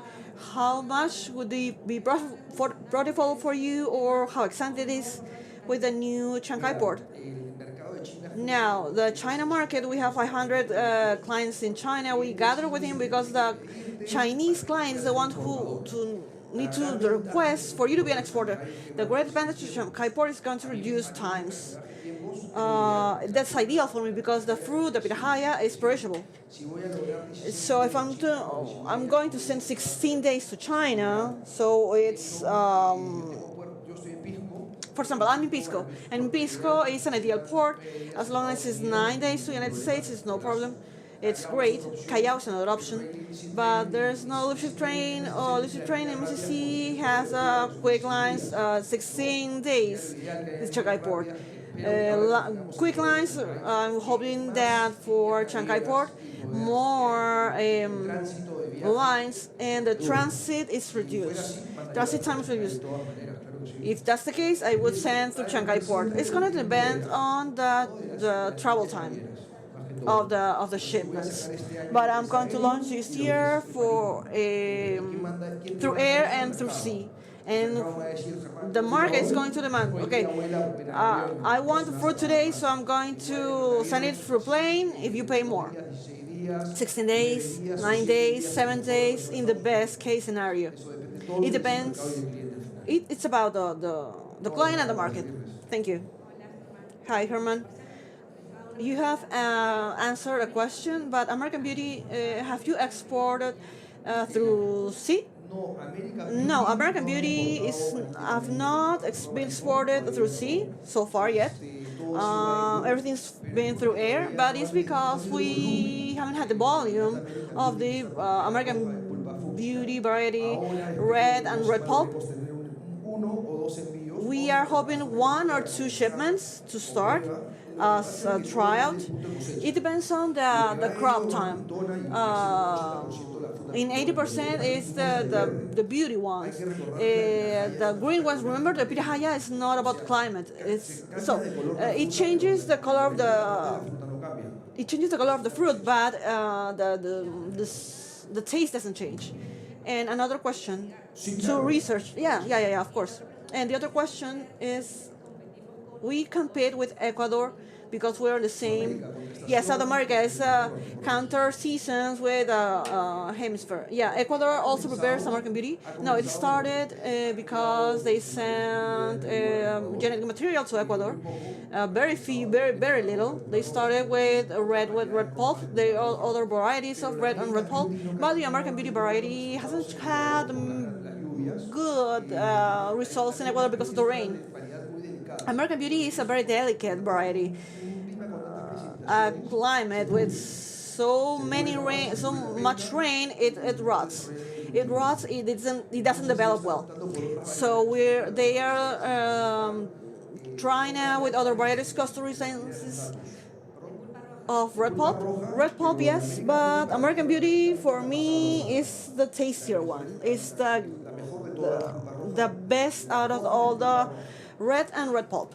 So we're competing with this in the same niche, the same period of time. Do you think American Beauty would be our best?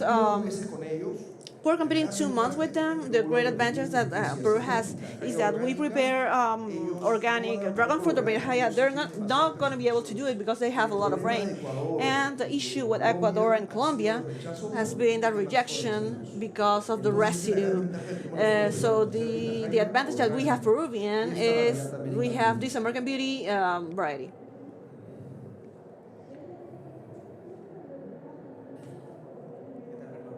Hi, Herman. I got in a little late. There's an open protocol for China and United States. For United States, SENASA promised to open it this year. We have been working with engineer Dolores from SENASA. Sadly, they have opted for open asparagus, and they told us that it's gonna be open to January next year, and we are hoping because it's our ideal market. China, there's a market, open market through Hong Kong. But we are doing that because to enter the Chinese market, Chinese companies need to request that, and we are trying to enter the pitahaya in the Chinese market. So thank you so much. Thank you everybody for being here. Any doubts? We are in the Epifarm stand right next door. Thank you.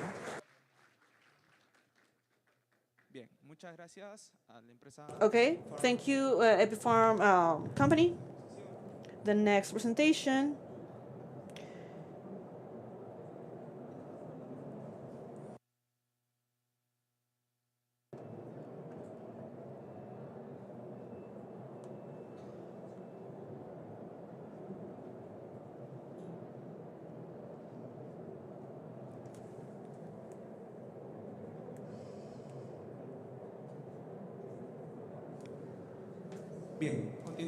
Okay, continue with the presentations. We have the next company.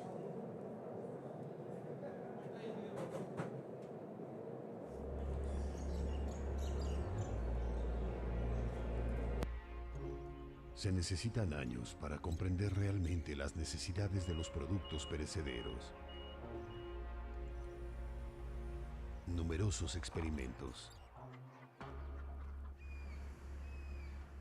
Todo tipo de permutaciones y combinaciones. Para descubrir la temperatura ideal y los niveles de humedad. Cómo mantener, almacenar y transportar. Hasta que la forma correcta de manejar diferentes perecederos se convierta en memoria muscular. Hasta que tengas un control firme sobre todo lo que se necesita para mantenerlos frescos. Del campo a la tienda, del mar al estante, viaje tras viaje. Se necesita un espíritu imperecedero para estar en el negocio de los perecederos. Maersk Cold Chain Logistics. Stay unperishable.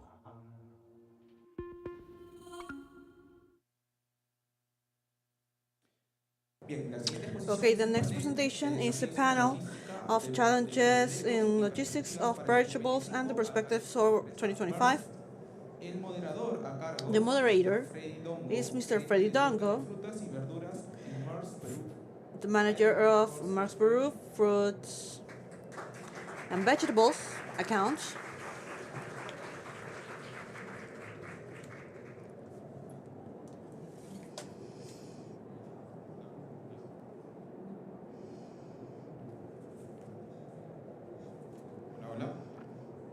Hello.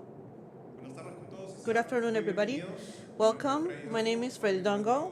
Nowadays, I'm representing the commercial group Maersk Group. Has many years of experience in the industry. Right now, we have the presence of our special guests, panelists in agro industry. As they mentioned before, the challenges in logistics and perspectives for 2025, the importance of logistics, the evolution of technology, and the logistic integral model. I want to invite our panelists, from Pomica, José Luis.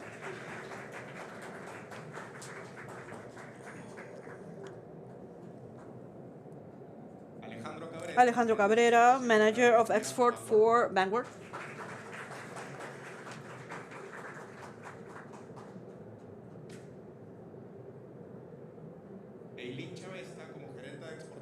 Eileen Chavez for Nuba Company.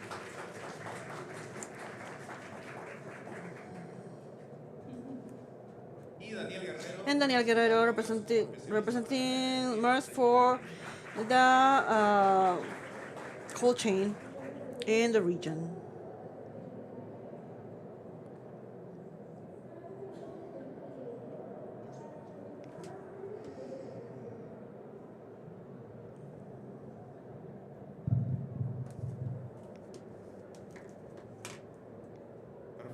Perfect.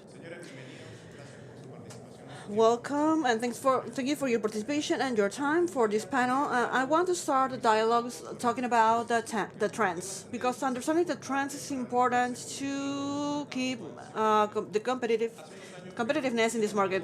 Peru is one-world export of perishable products, leading with blueberries, avocados, and other vegetables. Last year, Peru grew only over 3%, even with devastating El Nino.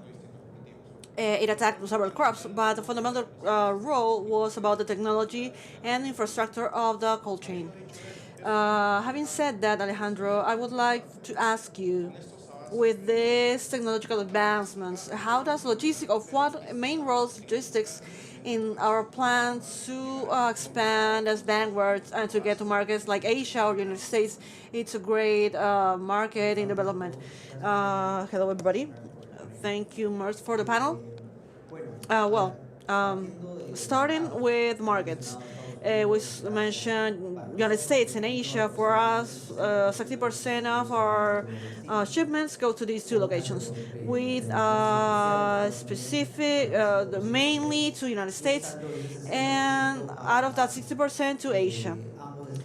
The rest of the 60% of Asia. It's very important for the Peruvian offer. It's very important for our offer, and logistic is not an additional aspect in the supply chain. Actually, it is more important even than the very production, that the export itself, or the commercialization and distribution of at the destination, because you can take so much time, even 14 to 16 months, to have ready.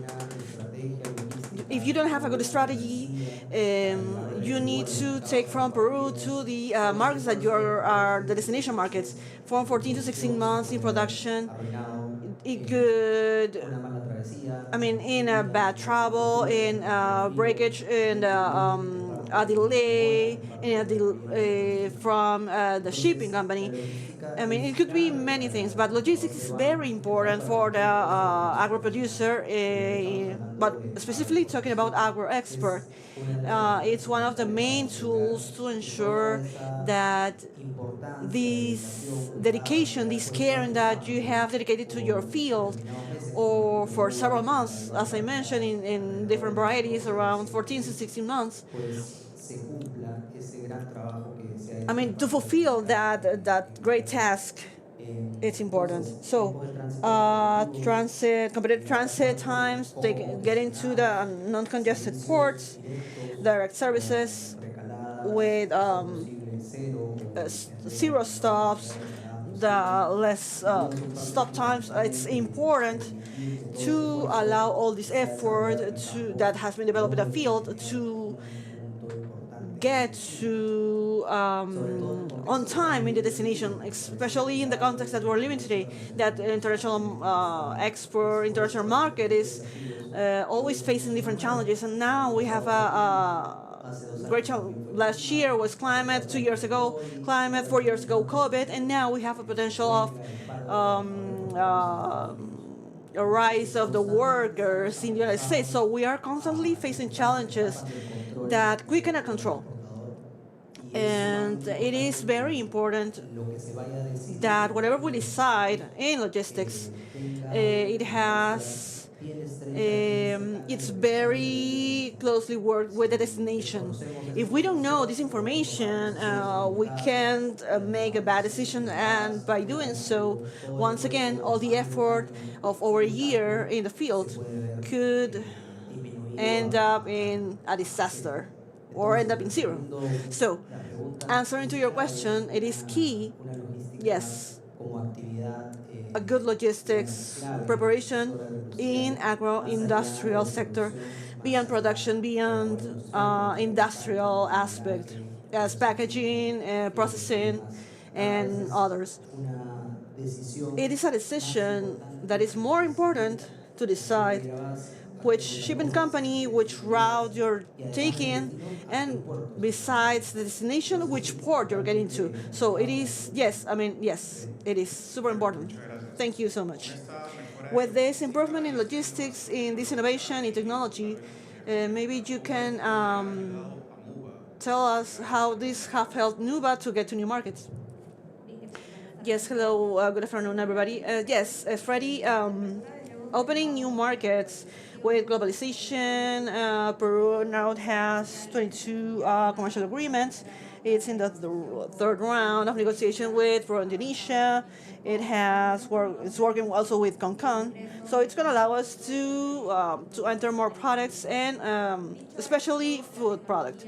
Technology is a key part within all of this globalization and international market, because according to COP26, 13% of food produced around the world is lost because of bad management in the cold chain. So in that loss, that would feed 950 million people around the world. So see how important is the good management of the process. So that's the role of the importers and exporters and both the different agents as shipping companies.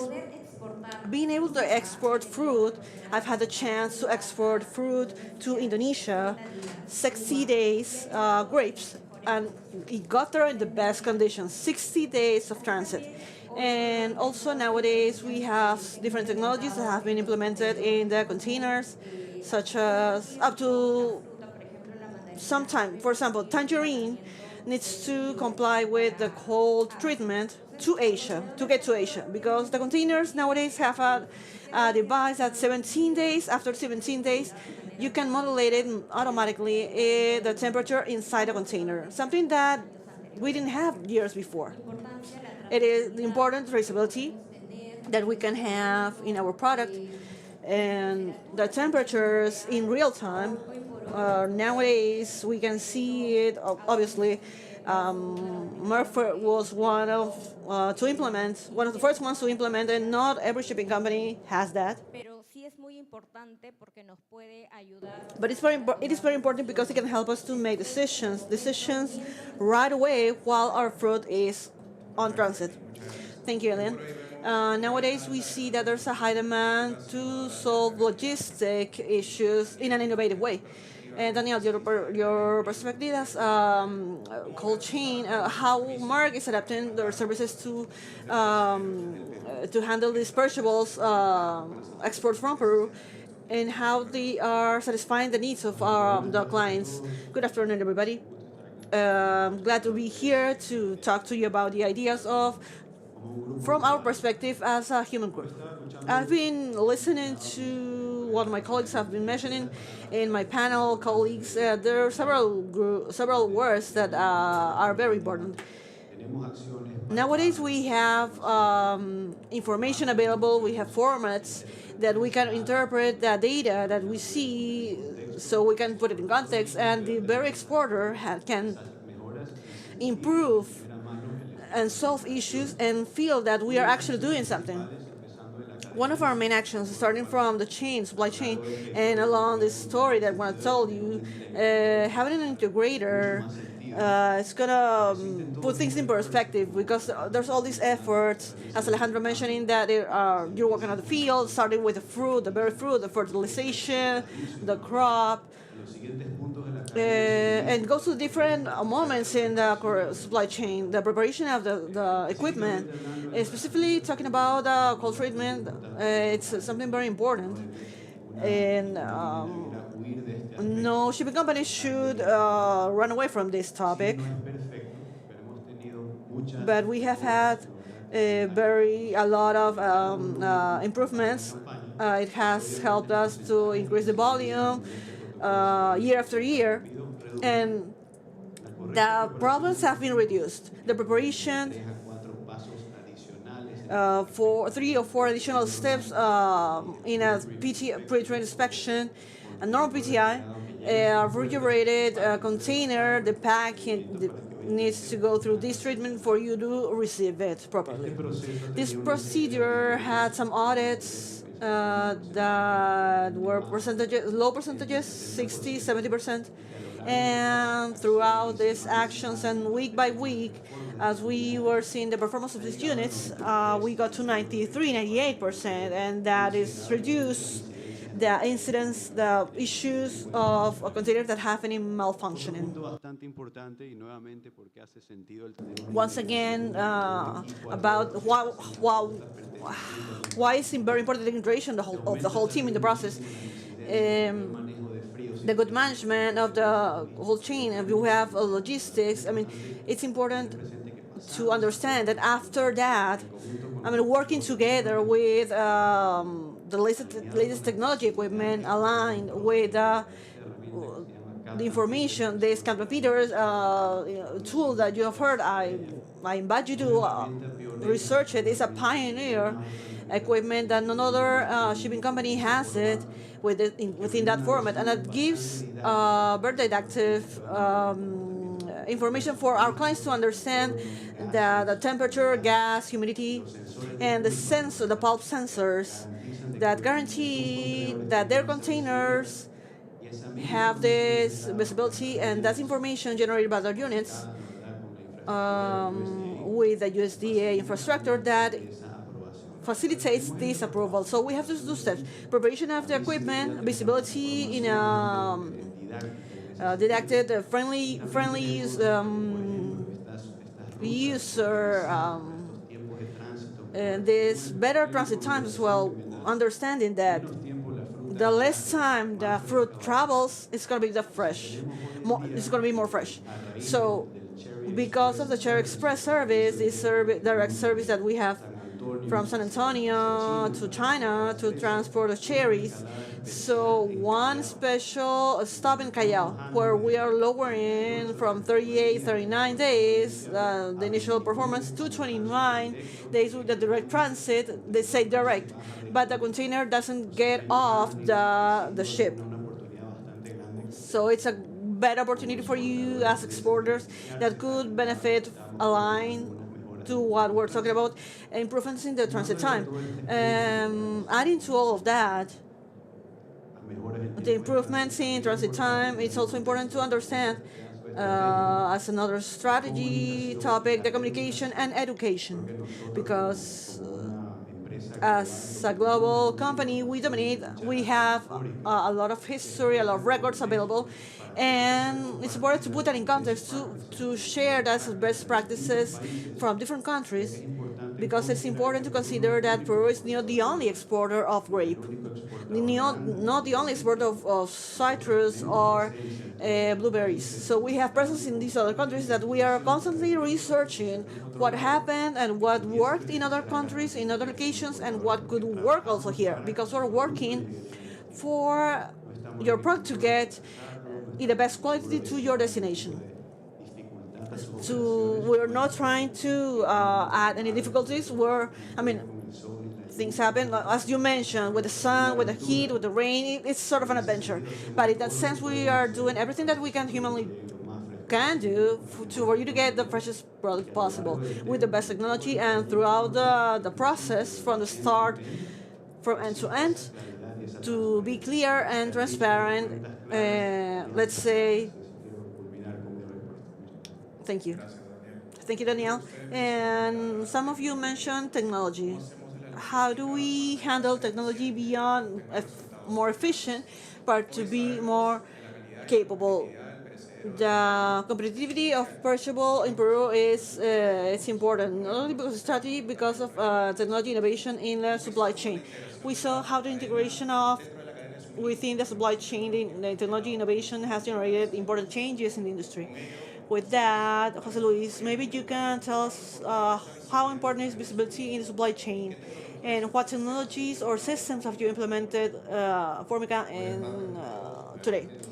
Good afternoon. I want to thank Merck, second year that I'm as a panel member. And I want to divide this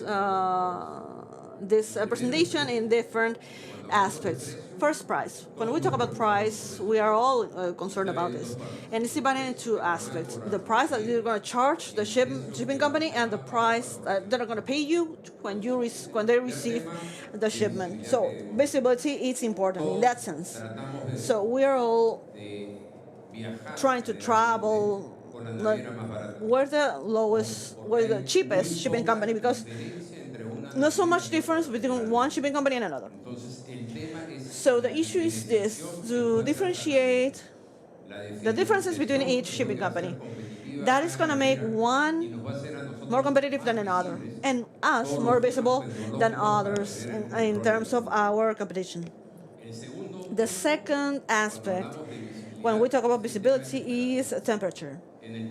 In terms of temperature, if the fruit is not traveling at the right temperature, you're gonna get a claim when it gets there, maybe immediately, maybe not immediately.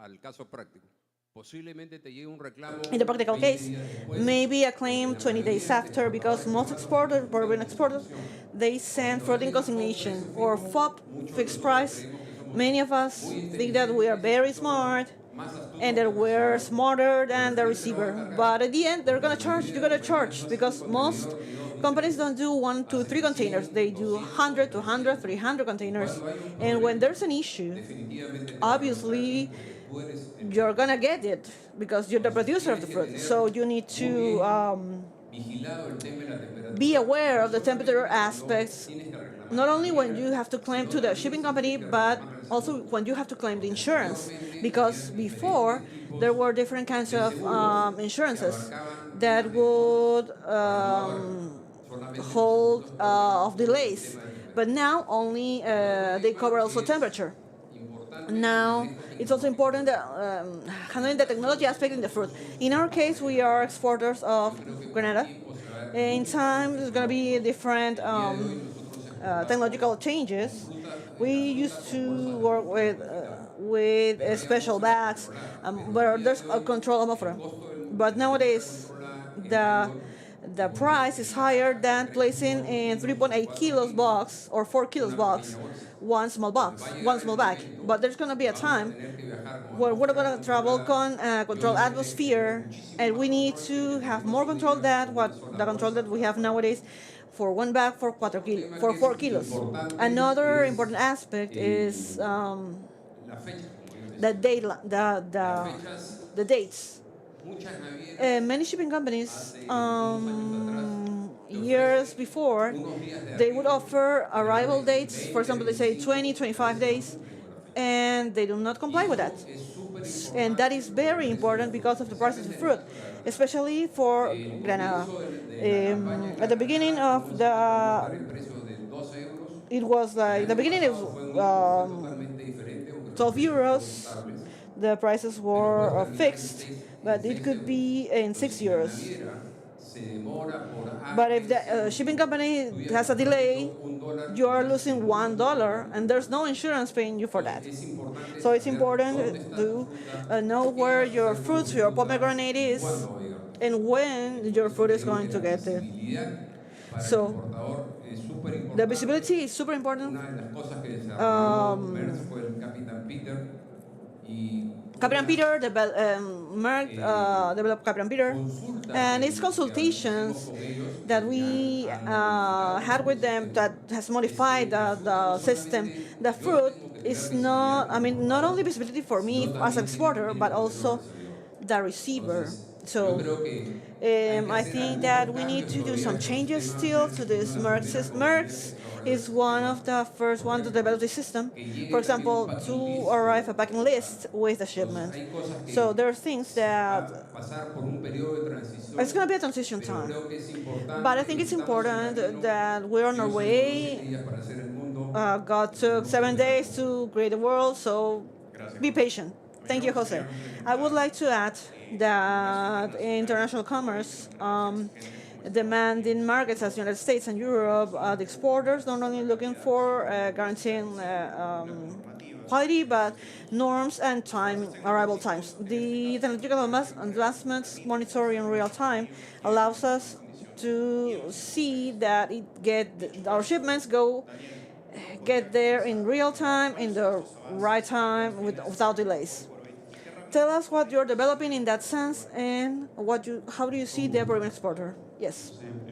So first, the investment level that we have done to rejuvenate our fleet.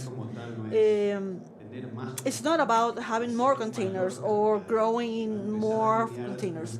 It's about aligning our resources to a result that can be more consistent, or the unit if the unit has several such tiers, we're gonna start thinking of downgrade. For them to get the optimum results, and for them not to have any doubt that what's gonna happen after the travel time. So something very important is rejuvenation of our fleet, not growing of amount, but mostly about quality, for them to not be affected of in any form. And with Peter, I'm going to mention what happens backstage in Peter. Back in Captain Peter, it's a version, the friendly version of the Excel data of 10,000 entries that are monitored by a team that we have in India. This team is about 14, 16 people that have the responsibility of taking care of their containers in real time during the whole trip. So what do they do? The container that has an alarm, these containers has a special antenna. It took us like 4 years to place an antenna in every container in our fleet. So this antenna is connected to a satellite. We have also satellites that guarantee when and where is your shipment. There's a line, a trace line for the whole trip, where actually the container is, for you to know where actually the container is. So going back to the story, the container that has an alarm is going to immediately send a request of assistance. That request of assistance is sent to the technician that is closer to the container to safeguard this alarm, and so that this chain is not interrupted and it's not any discounts that you can have in a bad management. So it's important to mention these details because we're the only shipping company that has this infrastructure right now. And the control, it's been a marked difference on what we're doing. Another important part of other technological advancements, and it's true what I'm going to say. Any service that we perform has a dashboard, has a level of visibility. Each one of these is useful to keep improving. With more activity, with more feedback from you, the more trust that you have in us for this. For us to have better results each time and every time. So it's key to have a scale, to use the resources that we have. All the exports that are using our services are in a better place, always aligned to the current situation that the product gets there in the best quality possible. So it's important to give you the perspective of what's happening with a company like ours is automation and standardization. We tend to be sort of squared in that sense because there are protocols that adjust to realities. That result could be predictable in a context that can be beneficial, that for you to stop being concerned, what's happening with my container? No, we have, with our resources, you can use that information for the best convenience, and you can predict that result, you can monitor and not to have any surprises. Thank you, Daniel. Regarding the monitoring in real time, I would like to add a bit more information. Maybe Alejandro can help us. How do you consider that real-time monitoring can help the Peruvian exporter to be aware of their shipments, products in international markets? Yes, real-time monitoring has two aspects. Through the beach differentiated and other shipping companies as well. But we can see the trip of the shipment from the port, the outgoing port to the destination port.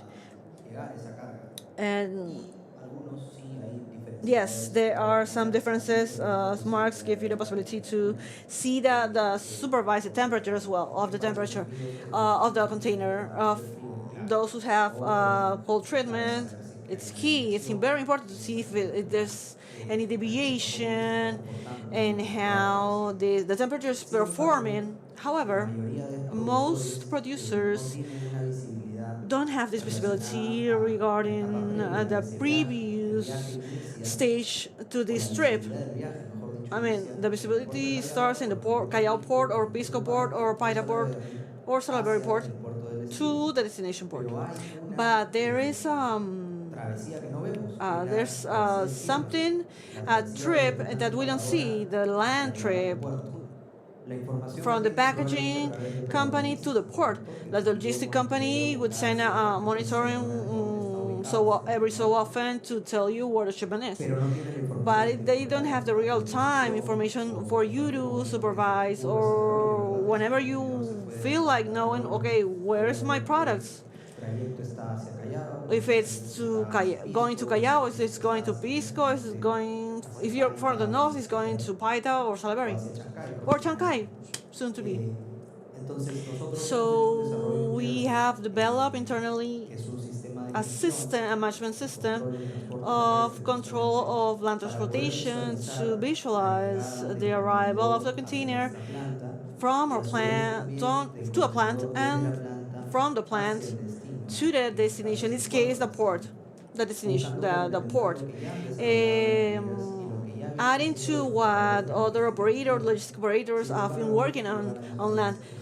But it's true that it is difficult that 100% of your containers are assigned to one logistic operator because availability, because trust, because of peaks in different weeks of the different campaigns of the products that we export from Peru.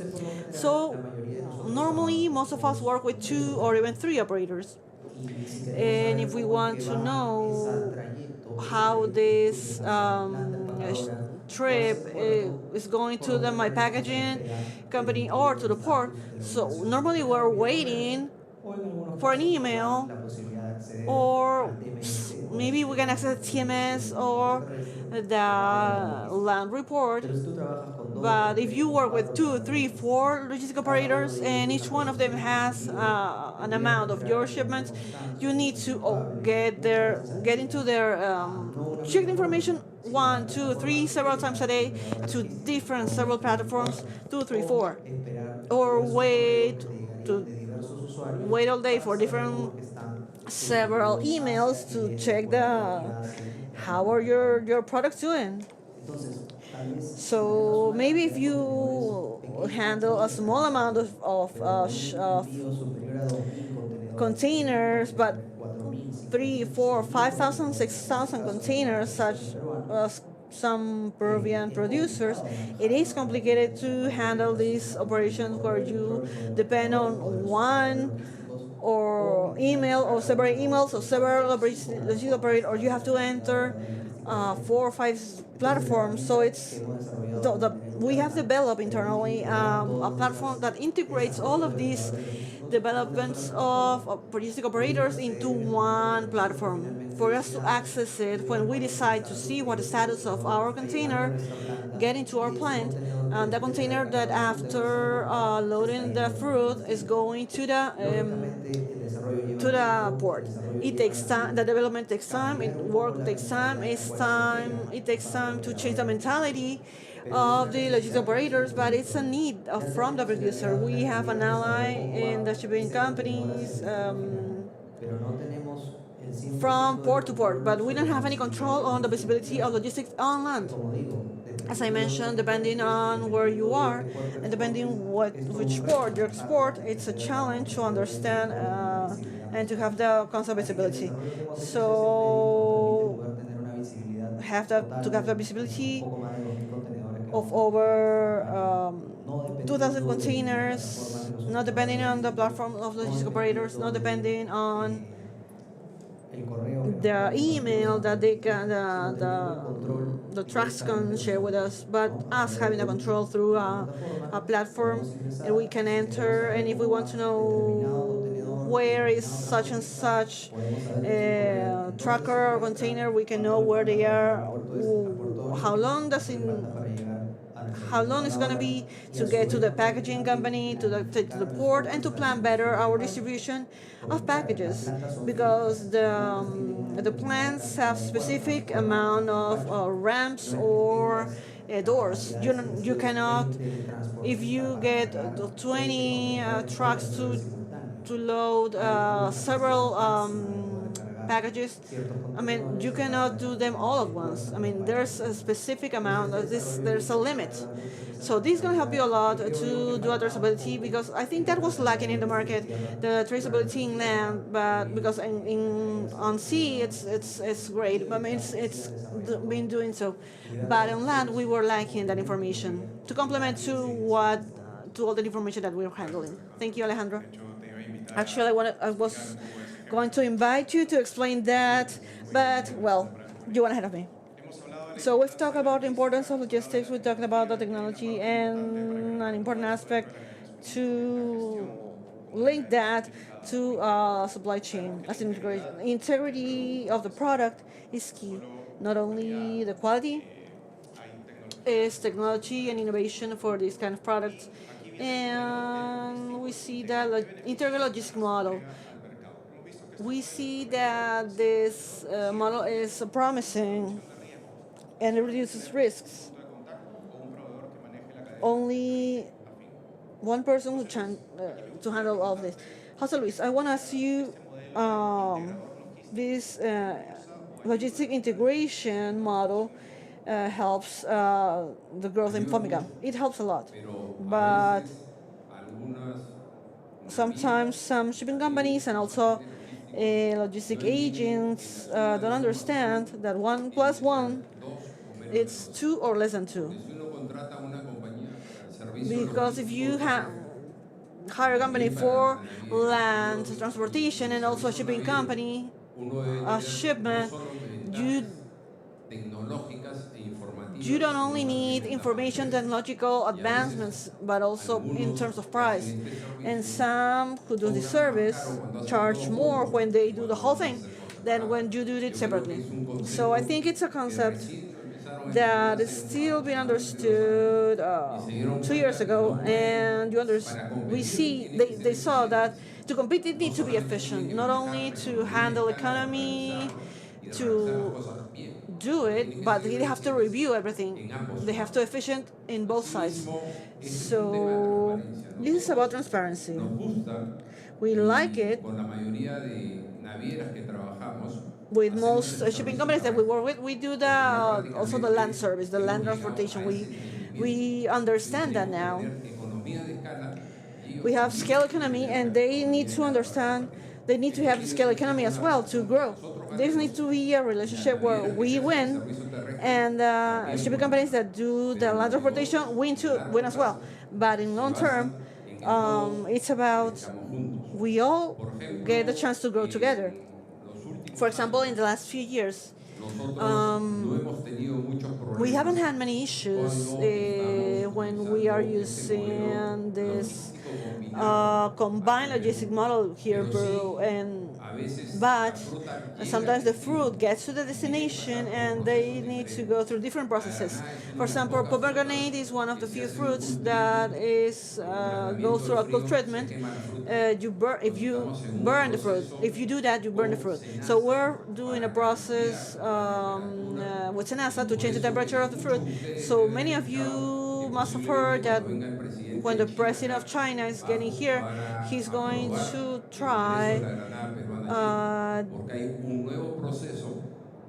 how the Peruvian pomegranate is getting to China, because there's a new system, a new treatment.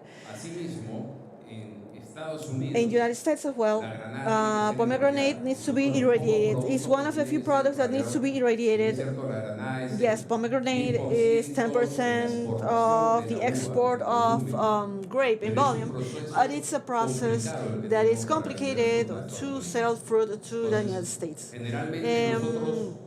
Normally, with a shipping company or when we're doing the logistic interglobal service, we manage the arrival of the fruit to the port of the United States. And possibly talking with the shipping company, talking with them, we could take the transportation from the port to the radiation plant. That 2 or 3 years ago, many of the shipping companies had issues with internal transportation in the United States, because it was very expensive and it was an issue that was very difficult for us to get the transportation because when we are not there. So there are independent issues, but I think that need to be improved because we don't handle the control of the fruit, of our fruit, yes, but when it gets to the port, destination port, because the receiver starts handling the fruit. So it's important the connection that you have between among receiver logistics service and the shipping company receiving logistics service and our, because sometimes radiation plants are full, they cannot provide the service, or there's a delay with the transportation, and this complicates much more the service. So this, it's very important to have only one responsible party, because if you have several people, you don't know who to complain to. Thank you, Jose Luis. It's important to have the difference between integrated logistics service and automated logistics service. Maybe you can help us from with your point of view. What are the advantages between an integrated and automated logistic service in operations? Okay. Well, actually, this question, yes, we need to be careful about it because there's several logistic operators right now, and not all of them are specialists in perishables. I always say that we need to have our list, our criteria, our non-negotiables for hiring the logistic operator.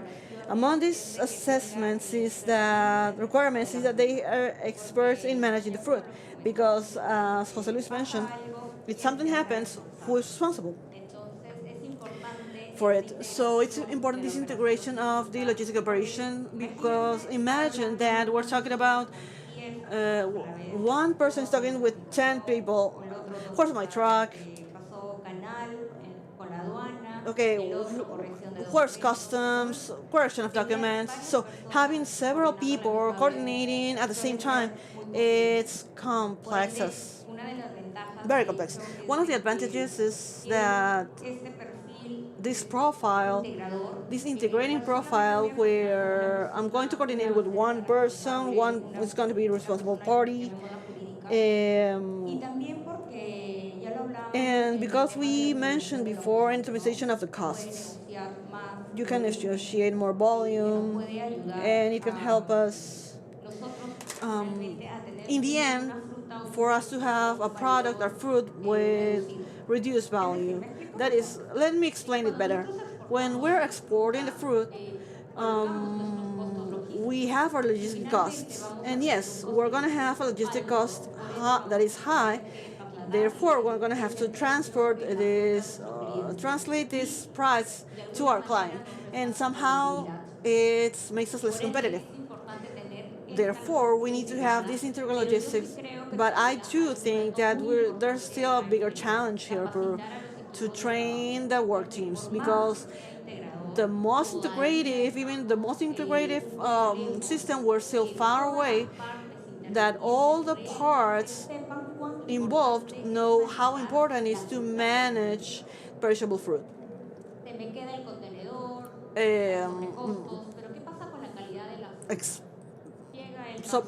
Over cost, or for example, what happens when the shipment goes to destination and they cannot get out customs? What happens with the quality of the fruit, with the sales of the fruit? So we still need to work on tweak the awareness of the well-structured work groups to actually the chain to be fluid. And also I wanted to mention that when a logistic operator that is integrated, you can adapt. It can be adapted to the clients. There are operators that have their own platform where you can see all the whole process from the moment you, even, I mean, from the start to finish, even when the shipment goes to destination, for as already mentioned, to get the logistics from Peru to the warehouse of the client, one person and one issue. Thank you, Adeline. And nowadays we have several suppliers. Each company has a different system. You need to interact with 5, 6, several people for the whole supply chain to work.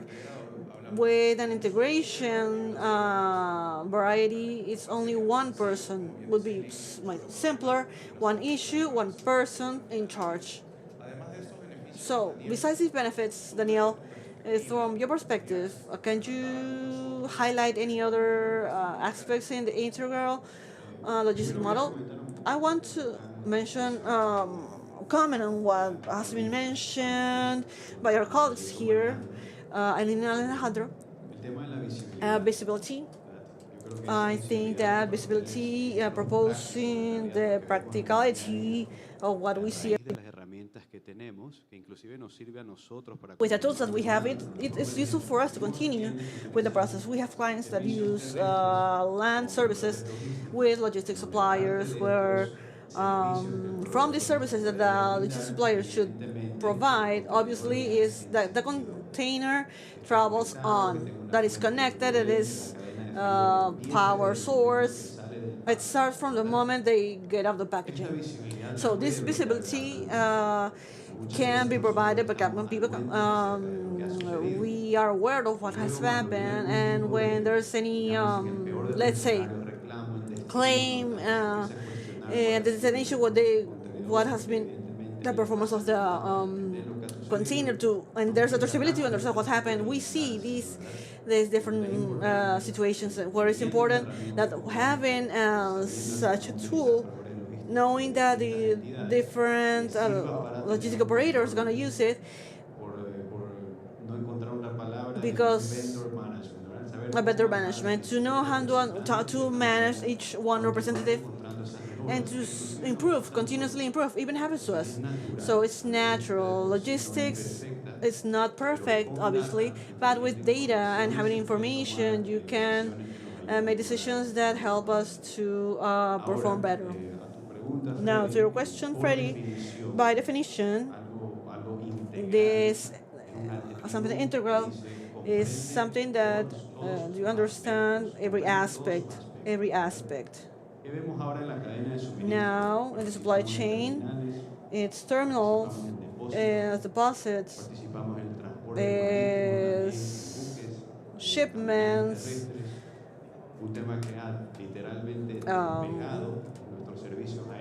our air services. This, I mean, people have liked it a lot, this new product that we are. There's a downhaul of our management director in Latin America. And it seems like with real data, we've went from 53, number 53 air suppliers to one of the best. So in such a short time, it's make us believe that we think that we can be part of this environment to continue providing something different in the supply chain. Something also very important to mention is that maybe you've heard of it before, the future packing house or packing facility in Almost. So we're going to start to participate in a different environment of the supply chain, and having these quality standards globally, it starts with the supply chain, and we're going to go aligned with the quality of the product and continue improving continuously. And finally, I think it's not a little thing to have a new technology. We have a patent of a container that has a chance to mature. The temperature, for example, bananas, mangoes, need to go to a maturation chamber to be in the correct status, where the end consumer is going to be able to consume them, to buy them, to acquire them at the supermarkets.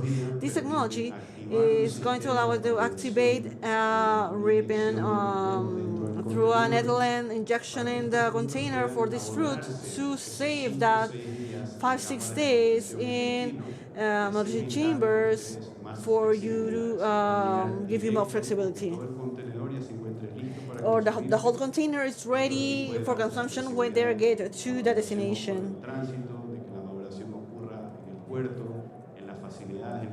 when the end client, for bananas, we have done a lot of tests. I've coordinated them with Cerro Prieto. In July, we worked with Agrocasa.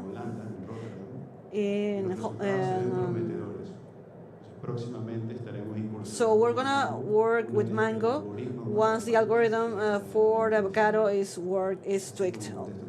That is the answer to your question. Thank you, Daniel. Only to add to that, one of the challenges, the biggest challenges that the exporters have nowadays is to preserve the quality of the product. How to ensure that the quality of the fruit from the fields is the same quality that the end user gets.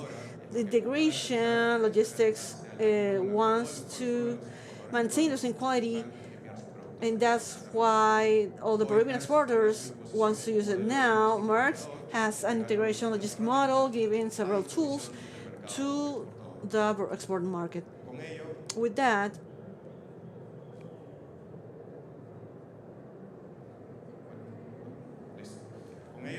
that, I invite you to scan this QR code, where you can go more in depth with the Merck's tools, but also to our stand to give you more information about this technology. Ladies and gentlemen, thank you so much for your time. Thank you so much, audience.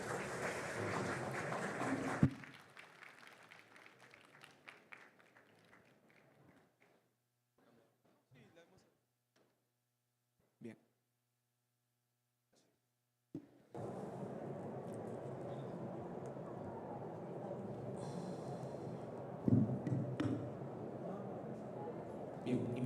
Okay, you can scan once again your QR code to get a certification of this presentation, and for the next one, the outside table, you can scan it again for you to get the certification. To get in once again, thank you.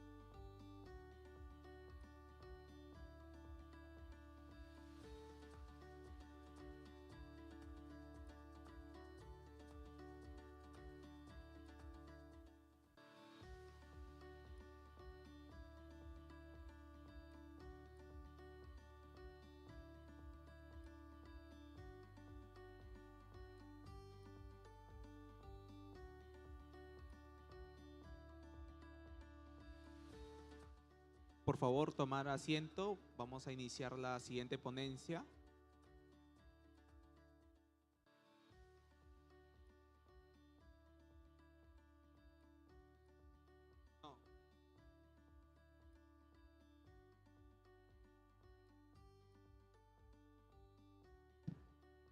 Agradeceremos por favor tomar asiento para dar inicio a la siguiente ponencia.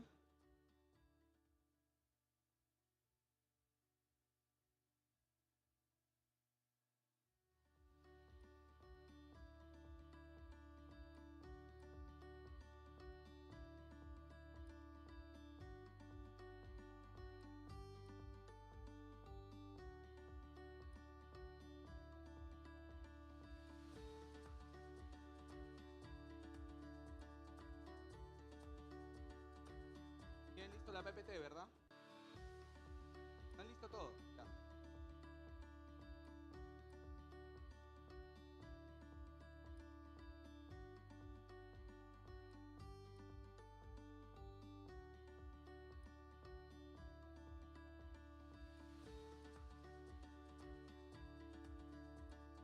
Por favor, tomar asiento para poder iniciar la siguiente ponencia.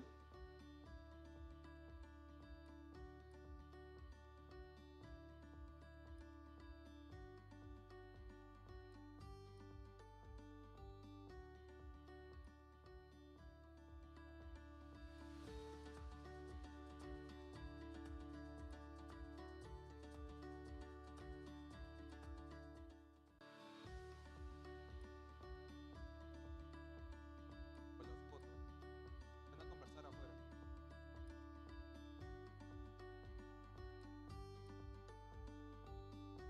Por favor, tomar asiento para poder iniciar la siguiente ponencia.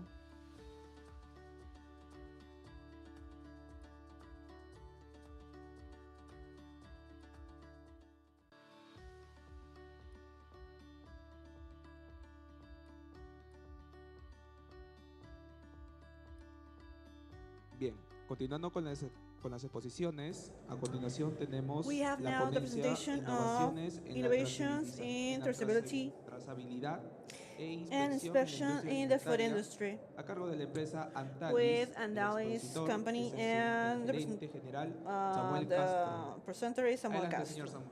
Mr. Samuel?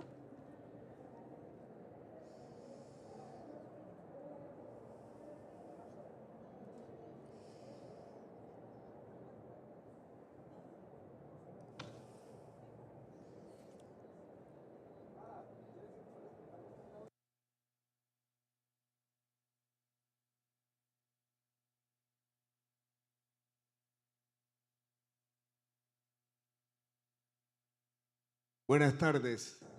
Good afternoon. Bueno, me imagino que Well, I están guess un poco cansados you are a bit con toda la tired feria, así with que the no whole los voy a fair, aburrir but so mucho. I'm not going to bore you a bit much. Para comenzar, To cuando me start, pidieron que when prepare una they charla asked me al respecto de to los do a cambios presentation que on se the están dando changes en el mundo del packaging on the packaging y los world efectos que eso puede and the tener effects that could en entail los temas de codificación, on coding que es una de las áreas issues, principales which one que of the main maneja nuestra topics compañía. on my company. Quería compartir con I wanted to ustedes share with you la cantidad the amount de of basura que se genera trash entre that is plástico, generated among cartones, plastic, aluminio. Y se paper, calcula que carton, son and it's about 954 mil billones el 954 valor estimado de los materiales de million packaging en el mundo. of En packaging, Perú, the value el of the valor packaging in the estimado world. está In en Peru, it's 2.860 millones, que incluye todo lo relacionado con el 2,960 packaging. million Hablamos related to packaging. entonces de So we're talking cifras about muy grandes. huge Por lo numbers, tanto, se and pueden therefore imaginar you el can impacto imagine the ambiental, environmental impact, el impacto económico the que puede financial tener, impact, y como economic impact, consecuencia, and las as a consequence, the oportunidades opportunities que ustedes podrían that you experimentar could en este mundo experience in this si se world preparan if you adecuadamente. are duly prepared. Aquí hay una Here lámina we have que a muestra slide that cómo estamos shows generando nosotros how we la are basura. generating trash.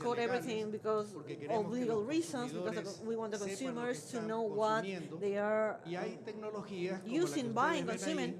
And some technologies you see here, the continuous inkjet, we see coding that use Sultan, such as the tag appliers, thermal transfer systems, lasers, and also drop-on-demand or DOT coding. All of these are codings according to the material that's going to be coded. Everybody talks about laser. Laser doesn't use ink, but sadly, these are average numbers of what happens in Peru. 55% of the coders nowadays use ink. 25% más o menos entre lo que es termotransferencia thermal transfer y aplicadores and label applicators, where the label needs to be coded with a label attached. Laser 5%.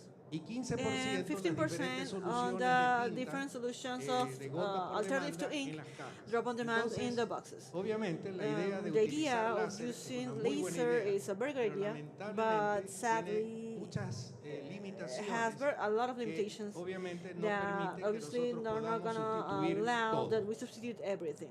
So why is it important to understand this technological distribution? Porque como ya lo mencionaba hace un momento, el único the only one that doesn't have the need of ink, que son los que generan contaminación, es el equipo láser.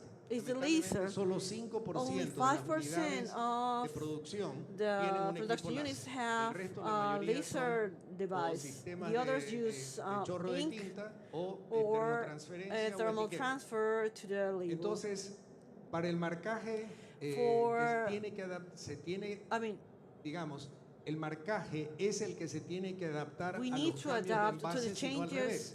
Y mencionaba al comienzo por qué todo la problemática ambiental why the environmental impact generates the need to reduce the amount of times that I use a bottle, compostable, biodegradable materials. But if you have an experience in coding, when you change it, it's not that the coding machine is going to use the same ink for this new application.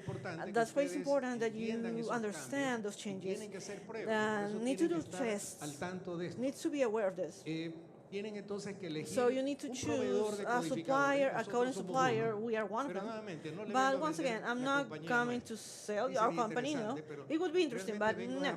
I'm actually coming to make you question yourself. So you make the best decisions when you're looking for a company that is best fit for your company. We see this more and more. I read somewhere that the use of coding, DOD or QR code, as it's mentioned, quick response code. These codes are going to be more used each time because the consumers want to have more information. So it happens that to have this code, we cannot add these QR codes to every product device. So thinking ahead of the changes, we need to be competitive. So these codes allow you to add information on the company, among other things, especially the care that you use to be responsible companies. Nowadays, it's not about being a company that has the lowest prices. No, because there are prices that maybe are higher than the price of the product.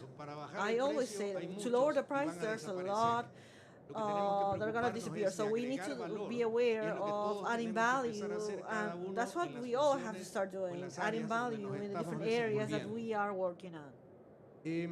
Las tintas y cintas, por cierto, también presentan un desafío ecológico. Hay muchas tintas, environmental challenges. There's a lot of inks that we know that are sold in our markets. Inks that don't have any approval degree, and they use heavy metals for these inks. And I can tell you a lot of information, but you need to look for the information, look for serious companies, legal companies that use certifications, that have specifications, that have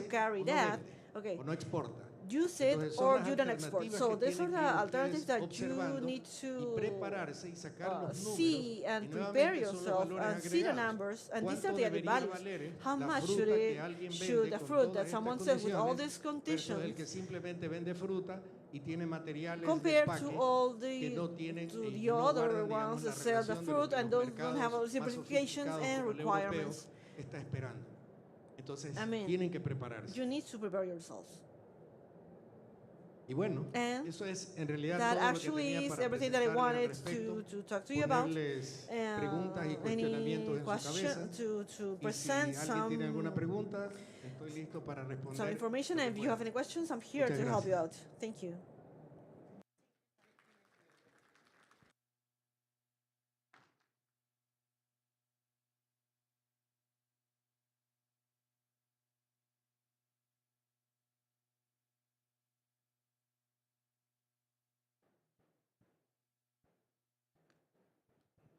Buenas tardes. Good afternoon.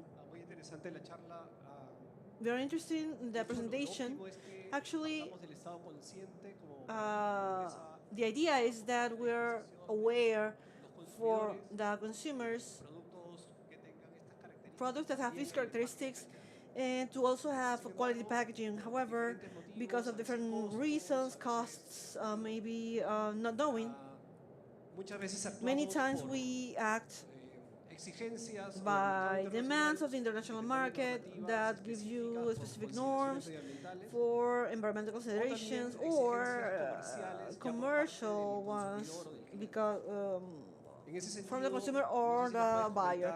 I don't know if you can mention us some demands in other parts of the world where it's mandatory for the suppliers anywhere in the world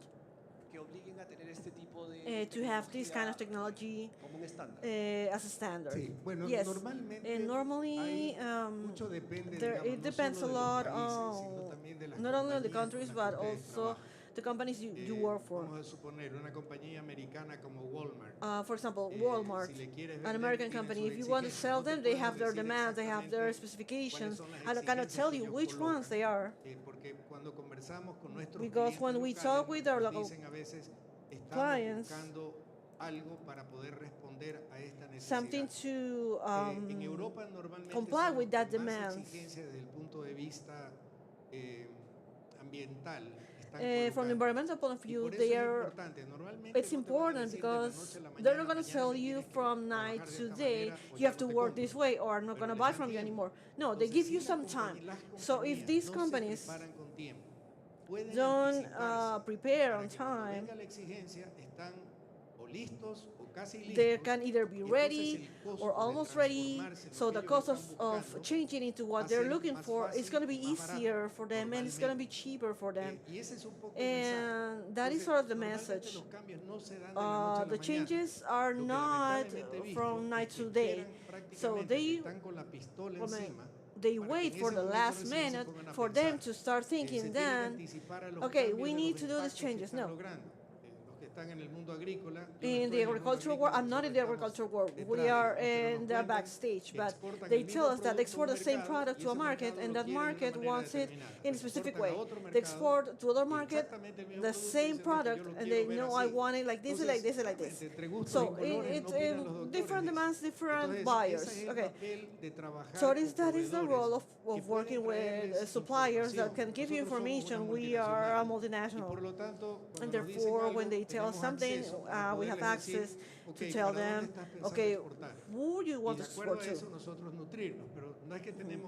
So we don't have a magic formula. So for example, I don't want you to go sell. I want you to discover the needs that our client has. So for the things that we have to try to give a solution. I would be lying if I would. Actually, it's not like that.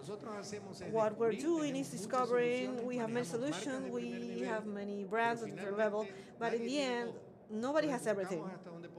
So in that way, we can work as a team with the clients so we can,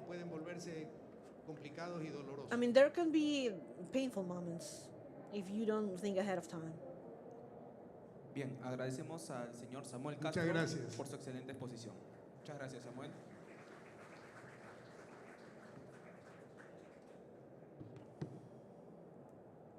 Bien, continuando con las exposiciones, a continuación tenemos el tema Oferta chilena para el agro peruano, a cargo de Lorena Sánchez, agregada comercial de ProChile.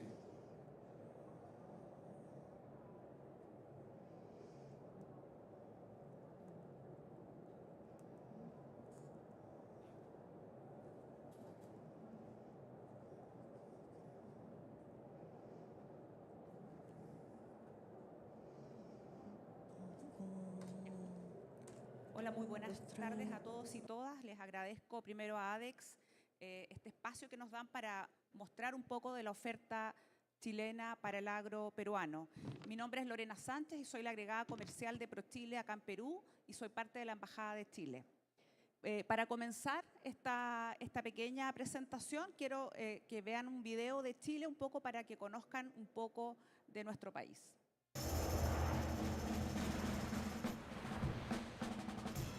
¿Alguna vez te has preguntado qué se puede ver acá, donde comienza el mundo?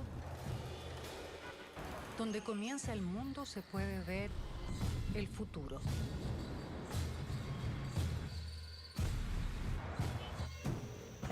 Sueños, visiones, certezas que nos guían.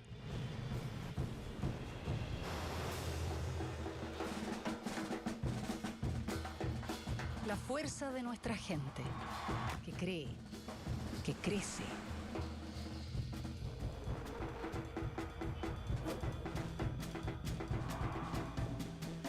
Donde comienza el mundo tomamos desafíos y oportunidades y nos hacemos cargo.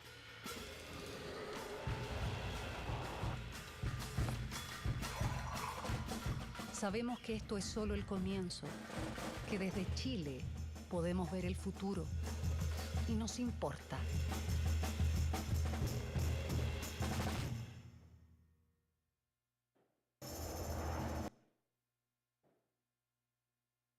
Bueno, para comenzar la presentación quiero contarles un poco de quiénes somos ProChile.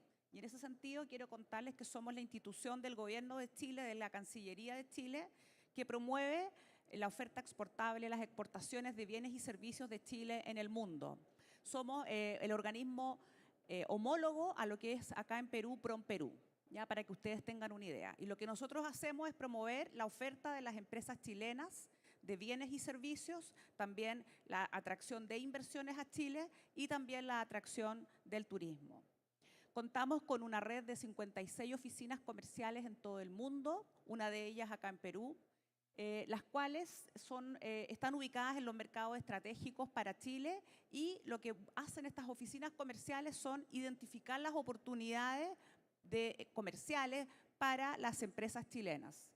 También contamos con una red de 16 oficinas regionales en cada una de las 16 regiones de Chile, en las cuales identificamos la oferta exportable y capacitamos a las empresas en su proceso exportador para poder acompañarlas en este proceso de internacionalización y obviamente las validamos.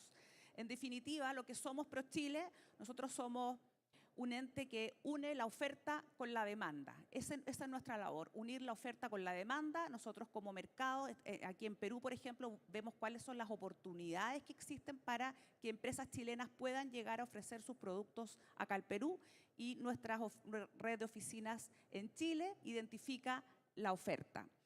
¿Cómo trabajamos? Básicamente detectando oportunidades comerciales en los distintos países, invitando a compradores a Chile para que conozcan nuestra oferta exportable, realizamos misiones comerciales, agendas comerciales, realizamos ruedas de negocios, participamos en ferias como esta, por ejemplo, u otras en distintos sectores y, en fin, realizamos una cantidad importante de actividades de networking para poder reunir la oferta con la demanda. Contarles que, bueno, ProChile este año es un año muy especial para nosotros porque cumplimos 50 años como institución y aquí quiero mostrarles un poco el paralelo de lo que Chile exportaba hace 50 años. Hace 50 años Chile exportaba 2.000 millones de dólares y de eso el 85% básicamente era cobre y productos minerales.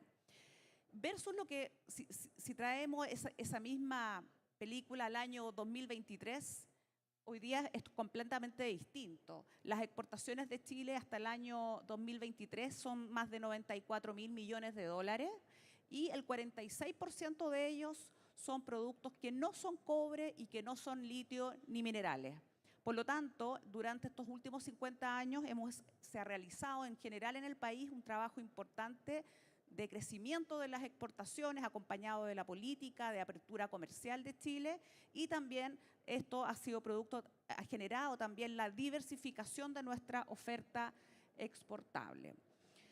¿Qué ha llevado todo esto a que en Chile hoy día ocupemos como en distintos rubros, digamos, estemos ubicados en el número 1 en el ranking exportador de distintos productos? Como ustedes pueden ver acá, somos el número 1 en exportación de todos los productos que ustedes ven acá, principalmente ahí pueden ver algunos productos como frutas, como pescados y mariscos, también obviamente el cobre. También tenemos en segundo lugar una serie de productos también agrícolas, forestales y también de cobre. Y en tercer lugar también bastantes productos agrícolas donde somos líderes en las exportaciones en el mundo. ¿Ya? Entonces, como Chile hemos construido a lo largo de todo este tiempo esta política exportadora donde hemos tenido un tremendo crecimiento que se ve reflejado en que hoy día somos conocidos en el mundo por nuestra industria exportadora. Pero hoy día quiero contarles un poco más en detalle qué es lo que hay en el tema de agro, ¿ya? Y principalmente les quiero comentar que Chile ha desarrollado, ha tenido esta modernización de la agricultura que ha sido acompañada por una cadena de proveedores que han estado al alero todo este tiempo. Y estas son empresas que aportan de manera importante al uso eficiente de los recursos. Estas empresas, en todo este crecimiento exportador de Chile, han aportado con tecnología, con innovación, adaptándose a las necesidades de los mercados internacionales. Y en Chile, aquí les quiero comentar que en la cadena de proveedores que se ha desarrollado se destacan algunos subsectores como semillas y viveros, insumos, maquinarias y equipos, servicios ambientales, consultorías, asesorías, tecnologías, sistemas de riego, servicios de información y de investigación y desarrollo, entre otras, ¿ya? Entonces, en Chile contamos con una amplia oferta de distintos subsectores para los proveedores del agro, que ya muchos de ellos se encuentran trabajando con empresas peruanas y muchos de ellos también hoy día se encuentran buscando algunos clientes acá en Perú para ofrecer esa oferta.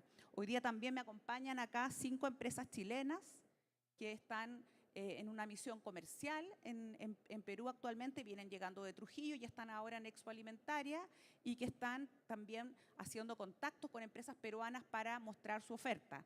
Las empresas son Power Roots, Patagonia Biotecnología, que están por aquí, Agromat, Grassland Análisis, Araya y Compañía, Abogados y la empresa Blas. Entonces, todas esas empresas nos acompañan acá el día de hoy. Y aquí quiero contarles un poco profundizando en la oferta chilena para el agro, que en Chile hay distintos gremios que agrupan a la oferta chilena.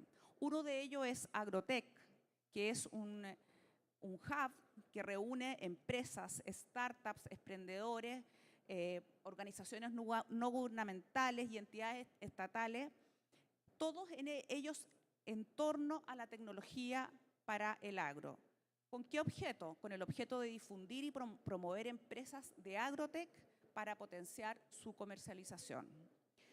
Esto se resume básicamente en que agrotech hoy día es una plataforma web para conectar a las empresas con proveedores y conectar con la mejor solución posible. Ellos también cuentan con una red de cowork en Chile para poder estar cada vez más cerca las empresas con los proveedores. También ellos trabajan con programas de innovación abierta, con importantes empresas en Chile en este caso, para poder conectar con las mejores soluciones en el mercado. En Chile hay ya muchas startups que están innovando. Estimamos que aproximadamente hay unas 300 empresas agrotech en Chile, de las cuales 110 son parte de este gremio, ¿ya? ¿Cuál es la oferta que tiene este gremio de agrotech? Aquí podemos destacar drones, inteligencia artificial, nanoburbujas, plataformas de arriendo de maquinarias, por ejemplo. Todas ellas son las que están revolucionando hoy día el campo. Algunos ejemplos. Aquí están, ustedes pueden ver acá cuáles son esas empresas que conforman estos gremios. Y quiero mencionar solo algunas. Agromat, el Airbnb de la maquinaria agrícola, Patagonia Biotecnología, algas para la agricultura, Instacrops, el Internet de las plantas. Y así podría seguir avanzando con muchas empresas que hoy día están introduciendo tecnología para el agro de Chile. También hay otra red importante en Chile que es importante mencionar, que es la red chilena de bioinsumos. Y esta red es una entidad que está integrada por gente de distintas áreas, incluyendo importadores, investigadores, representantes de organismos públicos, asesores, consultores, docentes, etcétera, todos ellos unidos por el interés del desarrollo de los bioinsumos agrícolas. La misión de esta red es promover la transición hacia una agricultura sustentable y con la visión de, obviamente, ser un referente técnico y que represente a los diferentes actores del área de los bioinsumos. En Chile, el mercado de los bioinsumos sigue creciendo de una manera bastante exponencial. Según la última data que tenemos, hay cerca de 40 compañías fabricantes en Chile de diferentes tamaños y de diferentes especialidades, de distintas características, muchas de ellas que ya cuentan con patentes de sus productos que han desarrollado y otras que también están en proceso de obtenerlas. La gran mayoría de los fabricantes chilenos de estos productos son de bioestimulantes y que provienen de diferentes orígenes, como de algas, de microorganismos o aminoácidos de origen animal. Aquí nos acompaña hoy día la empresa Power Roots, que también tiene una amplia oferta de esto. También en el mundo de la protección vegetal es importante destacar que se ha incorporado novedosas formulaciones como los biofungicidas, los biopesticidas, bactericidas, nematicidas y bacteriófagos, ¿ya? Entonces aquí contamos con una completa gama de empresas hoy día chilenas que tienen esta oferta de bioinsumos. También en Chile contamos con una asociación gremial de riego y drenaje que se llama AGRID. AGRID es una asociación que está en Chile y que representa a prácticamente el 90% de todas las empresas de riego y drenaje de Chile y que su objetivo se relaciona obviamente en poder apoyar este gremio y comercializar y representar los fines de estas empresas. En Chile, aquí ustedes pueden ver, este es un gremio que tiene más o menos 130 asociados de distintas áreas que ya van desde la academia, de empresas, fabricantes, empresas de ingeniería, importadores, estudios jurídicos, etc. Y este es un gremio que tiene mucha experiencia en el manejo del recurso hídrico en general en el agro y principalmente esto ha crecido por la amenaza del cambio climático en Chile y por eso se ha apostado fuertemente por el uso eficiente de los recursos, principalmente lo que es el agua que estamos enfrentando hoy día, principalmente en Chile.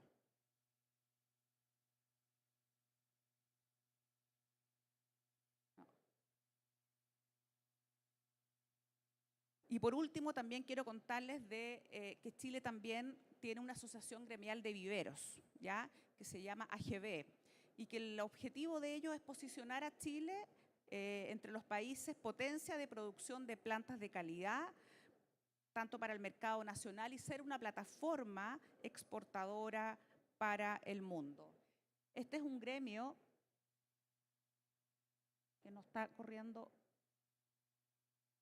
Ahí sí. Este es un gremio que tiene 56 socios, dentro de los cuales se encuentran viveros frutales, hortícolas, ornamentales y nativos.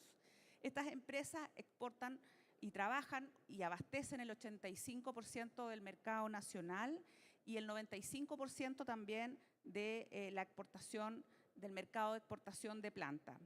Estas son empresas que tienen programas genéticos. Generalmente el 100% de las empresas tienen programas genéticos desarrollados.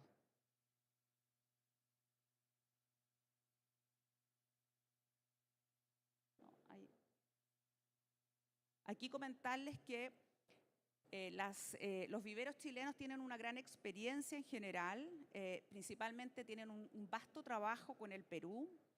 Y entre el año 2020 y el año 2022 se exportó a Perú desde Chile 22 millones de plantas frutales y que representan aproximadamente el 45% de las exportaciones de plantas chilenas. ¿Ya? Entonces hay mucho desarrollo, hay mucho trabajo que se viene realizando y todavía creemos en Chile que hay mucho espacio todavía para poder crecer y abastecer con plantas al mercado peruano.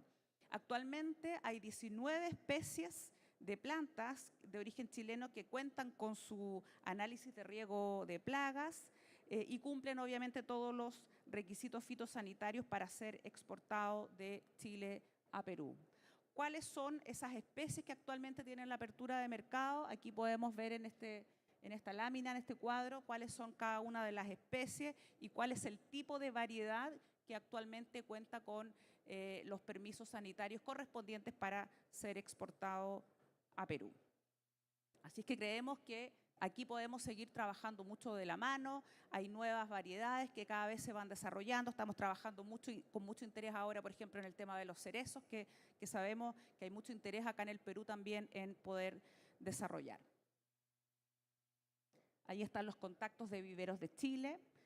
Y yo simplemente aquí les hice un pequeño brief, muy pequeño de lo que es la oferta exportable chilena. Quiero finalmente contarles que como ProChile tenemos una oficina que está ubicada en la Embajada de Chile y la oficina está totalmente a disposición de las empresas peruanas que deseen establecer contactos con empresas chilenas. Para ello nosotros tenemos ahí nuestras puertas abiertas para que nos puedan contactar y poder trabajar en conjunto para poder buscar los mejores proveedores chilenos para ustedes. Muchas gracias.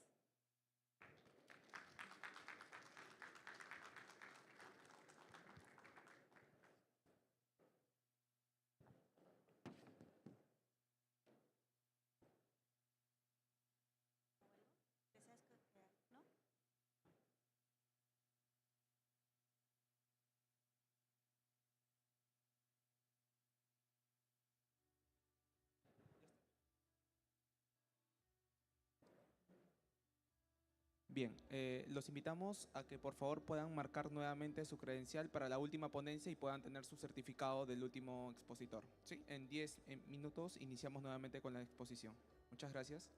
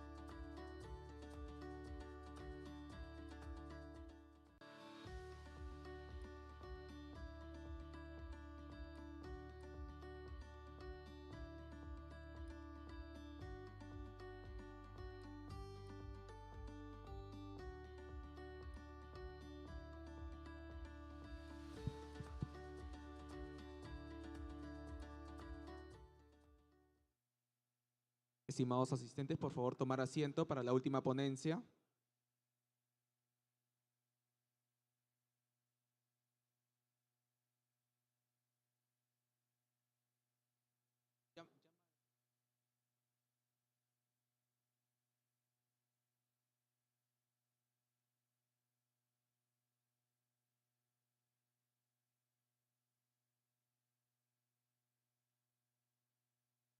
No se preocupen.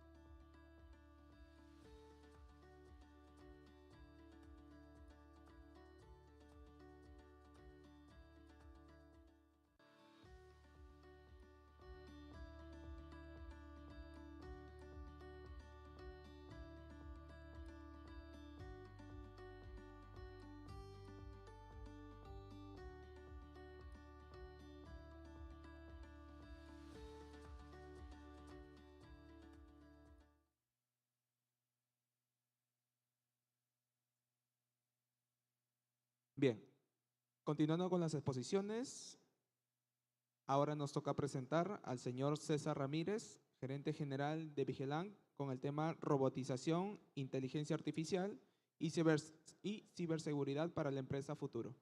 Adelante. Buenas tardes. Buenas tardes.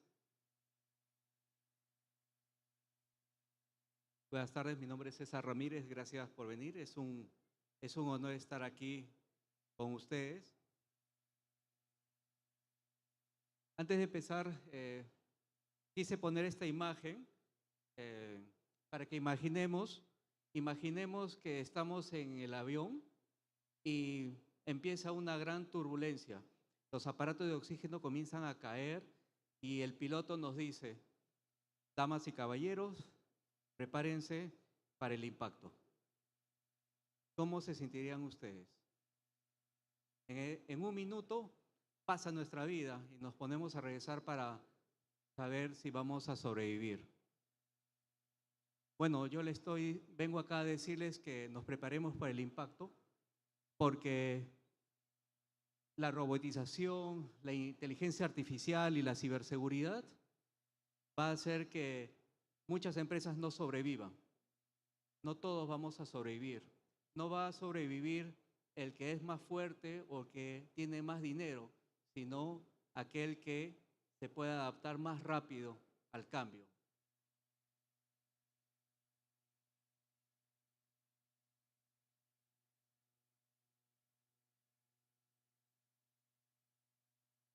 Bien, estamos en un constante cambio. Tenemos los desafíos y las oportunidades. Como desafíos están las amenazas globales, como el cambio climático que estamos viendo ahora, también las ciberamenazas, las guerras, pero también tenemos oportunidades como la que nos ofrece el megapuerto del Callao. ¿Se imaginan? Van a venir y van a implementar procesos automatizados, robotizados. ¿Estamos preparados para ese nivel de exigencia, esa demanda, la calidad de productos, la velocidad de entrega? Pensamos que utilizando Excel ya es suficiente. Digamos que ese tipo de compañías las llamamos excelentes porque hacen uso intensivo del Excel. No están aprovechando lo que hoy la innovación y la tecnología nos está ofreciendo. Michael Porter dijo que la ventaja competitiva de las empresas en el siglo XXI proviene de la capacidad de innovar y de aprovechar la tecnología, no solo de reducir los costos, sino cómo la aprovechamos para ser más competitivos, para ganar mercado, para posicionarnos. ¿Qué tienen en común Netflix, Uber y el banco de crédito?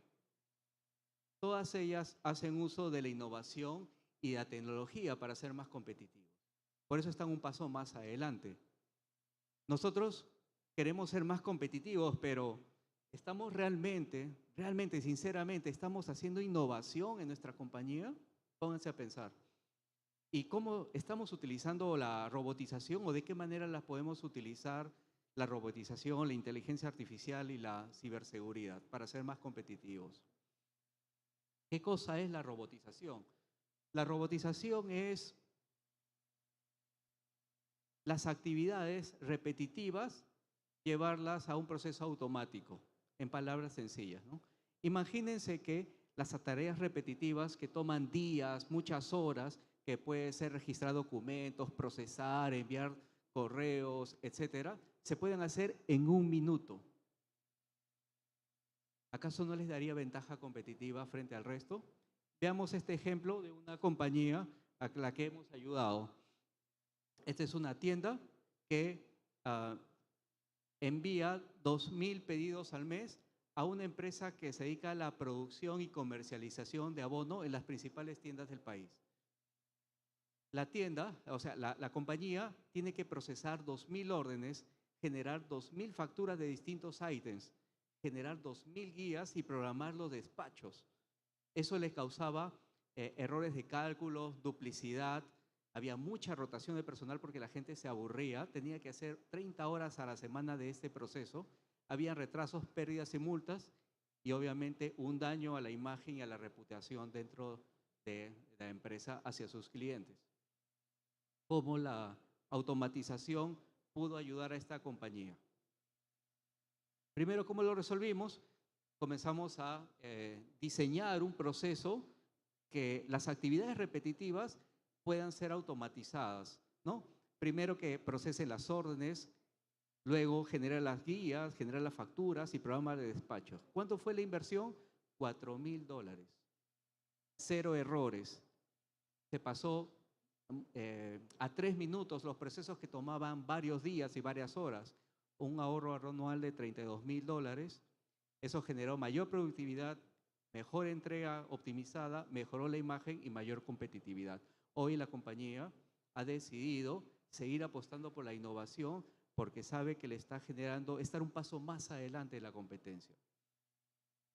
¿En qué otros casos podemos utilizar la automatización de procesos?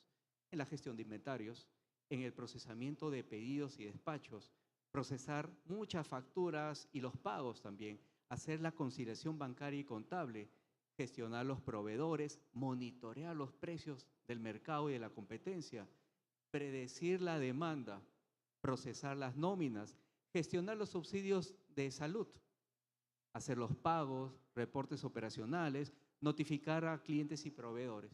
Todo eso puede ser automatizado y generar una ventaja competitiva.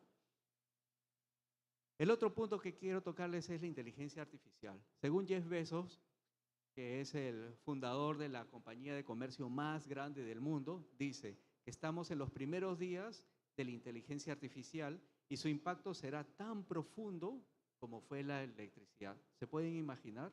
Un mundo sin electricidad, después el mundo cómo ha avanzado gracias a la electricidad, es lo mismo que nos espera ahora con la inteligencia artificial.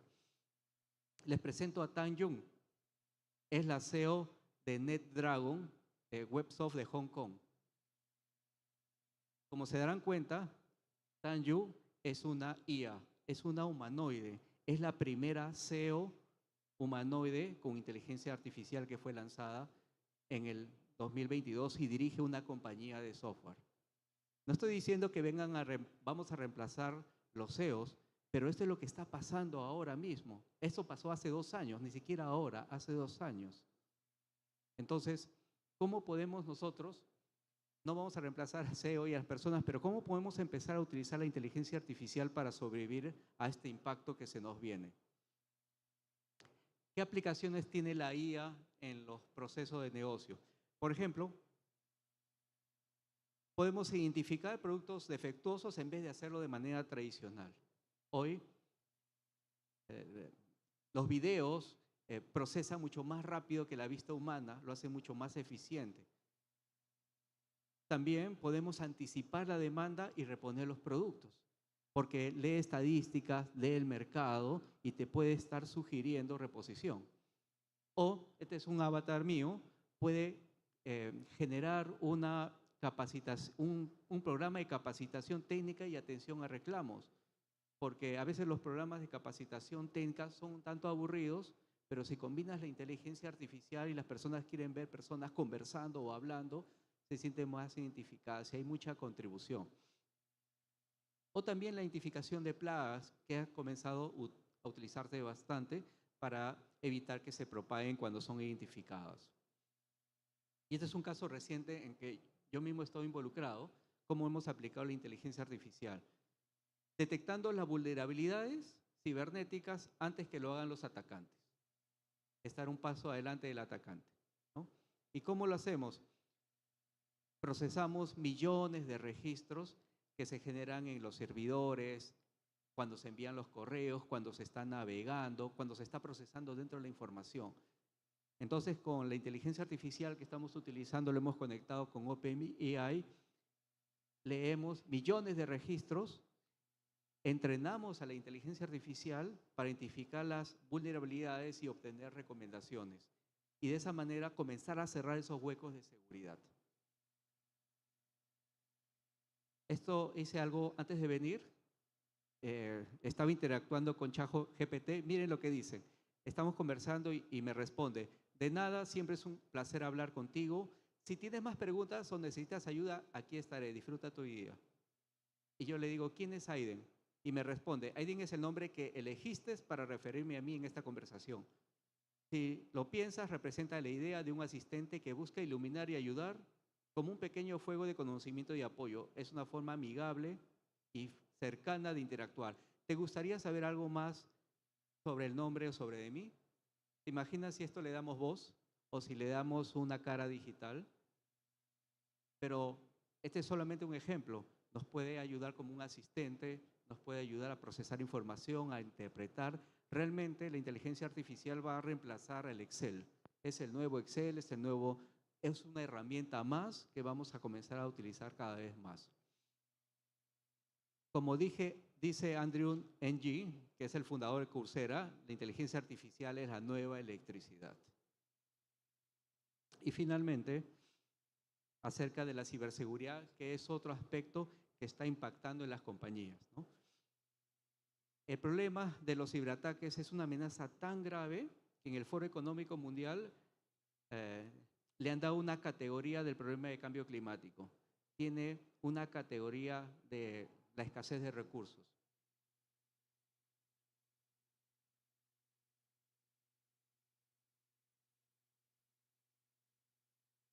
De hecho, el cibercrimen mueve casi el doble que el tráfico de armas, drogas y personas juntos. Es como si los narcotraficantes están mudándose a la nube porque es más rentable. Y aquí he elaborado un ejemplo de algunos casos conocidos que están públicos. Por ejemplo, recientemente Netflix fue atacada. Iban a lanzar 7 series en diciembre, pero los hackers entraron y la divulgaron en agosto. ¿Cuánto creen que debe haber perdido Netflix porque robaron un nuevo lanzamiento? No, $50 millones. Cambien la palabra Netflix y pongan el nombre de su compañía. Que los hackers entren y roben un lanzamiento, una fórmula o algo muy importante y lo lancen al mundo. O los extorsionen o les roben datos como le pasó a Uber o a Marriott, ¿no? Que fueron multados y los datos fueron expuestos de todos los clientes. O el año pasado a Clorox, que un ciberataque le costó más de $40 millones porque detuvo la cadena de logística. ¿Se imaginan? $40 millones le puede costar a una compañía local la hace quebrar. Le ha pasado a la NASA, a las Fuerzas Armadas de Reino Unido, a Europe, un hospital en Alemania, a Comosbank, a Toyota, los autos, a Falabella. Como ven, está en todo el mundo, a Canva de diseño en el 2019. Y esto es un poco para saciar la curiosidad. ¿Quiénes están detrás de ellos? ¿Quiénes son los criminales? Bueno, ellos son. Este es Dimitri, es un joven ruso que no pasa de los 30, pero por él piden $10 millones y el FBI le quiere dar más de 185 años de prisión. Y él ha creado un ransomware, que es una especie de virus sofisticado, que lo vende como Spotify, que lo vende como Netflix. Otros delincuentes lo compran, se suscriben y comienzan a atacar para ganar dinero, secuestrar, etcétera, ¿no? Pero hay otros más delincuentes como los que vemos, inclusive hasta documentales han hecho. Ellos hacen uso de herramientas sofisticadas y su único propósito es maximizar las horas hombres que ellos le dedican para saber cómo robar, cuáles las estrategias, si te secuestran, si te extorsionan, si te roban los datos, si te hacen daño. En Latinoamérica, representó a Latinoamérica más de 90.000 millones de pérdidas y el Perú recibe 32 millones de ciberataques al día. Y eso le ha representado en un año $400 millones en pérdidas. No nos enteramos de eso porque nadie sale a decir, oye, me han atacado, ¿no? Porque eso va a ocasionar un daño a la imagen, ¿no? Pero están documentados. Hicimos un estudio para saber cómo se encuentra el sector industrial y agroexportación. Queremos saber qué tan resiliente es este sector. Y en este estudio lo hicimos en 110 empresas, ahora mismo en septiembre, y encontramos que 89 empresas tienen un serio problema de intercepción de datos sensibles. Significa que es muy sencillo para un hacker interceptar información sensible, que puede ser cuentas, datos de clientes, contratos, conversaciones, qué sé yo. Y 33 33 empresas tienen una vulnerabilidad crítica para interceptar sus contraseñas. O sea, de nada le va a servir las contraseñas porque se pueden interceptar y utilizarlas en su contra. Además del estudio, este estudio hicimos sobre una sola empresa. Hicimos una simulación de ataque con el permiso de la empresa. Es también del sector agroexportación. Y vimos que el 17% de los colaboradores descargaron un enlace o archivo. ¿Qué correo le enviamos? Le escribimos: estimados colaboradores, queremos comunicarle que estamos haciendo el reparto de utilidades. Y la gente no lee. No lee el origen, ¿no? De frente a utilidades, le da clic y nos entregaron el 8% de su usuario y password. Y además, parte del estudio encontramos que tenían 13% de vulnerabilidades críticas, 19 altas y 52 intermedias, ¿no? De manera que el sector agroindustrial, exportador, está todavía en proceso de madurez. Hay mucho por hacer. ¿Y por qué pasa esto? Estas compañías, y muchas, nos dicen: pero mi empresa tiene un servicio de seguridad contratada. Yo ya contraté mi seguridad con no sé, con un operador de internet, etcétera. ¿Acaso estas empresas no tenían seguridad?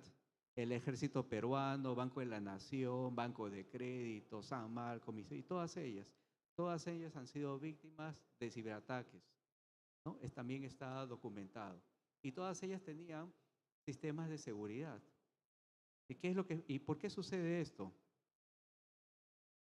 Porque en el mercado lo que nos ofrecen en la punta del iceberg es monitorear la seguridad del equipo que alquilan de internet. Es como si comprase una webcam y la pongo en la puerta de la casa y te digo que estoy monitoreando la seguridad.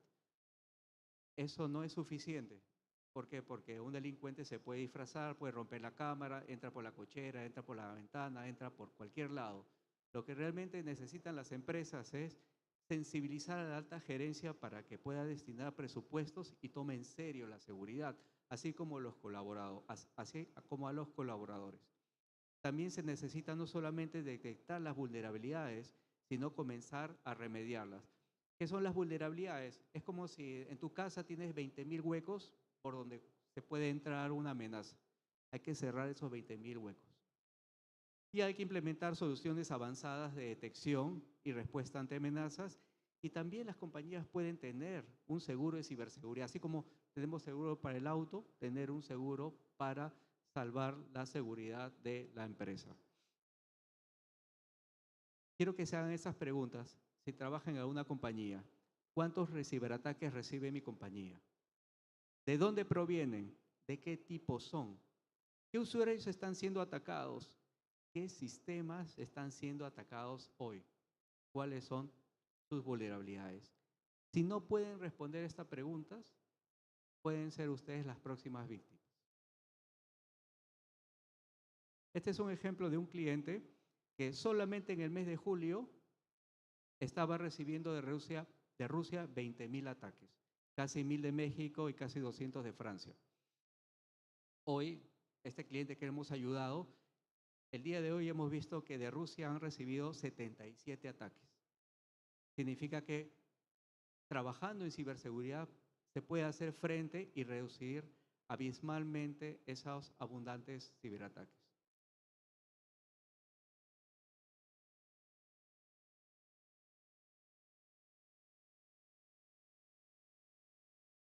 Pues bien, solo para terminar, quiero terminar diciendo que se preparen para el cambio, se preparen para el impacto, ¿no? La robotización, la inteligencia artificial, la ciberseguridad va a impactar a las empresas. No todas van a poder sobrevivir hasta este impacto. Algunas van a morir y otras van a evolucionar y va a depender de la velocidad con las cuales pueda adoptar el cambio más rápido. Muchas gracias.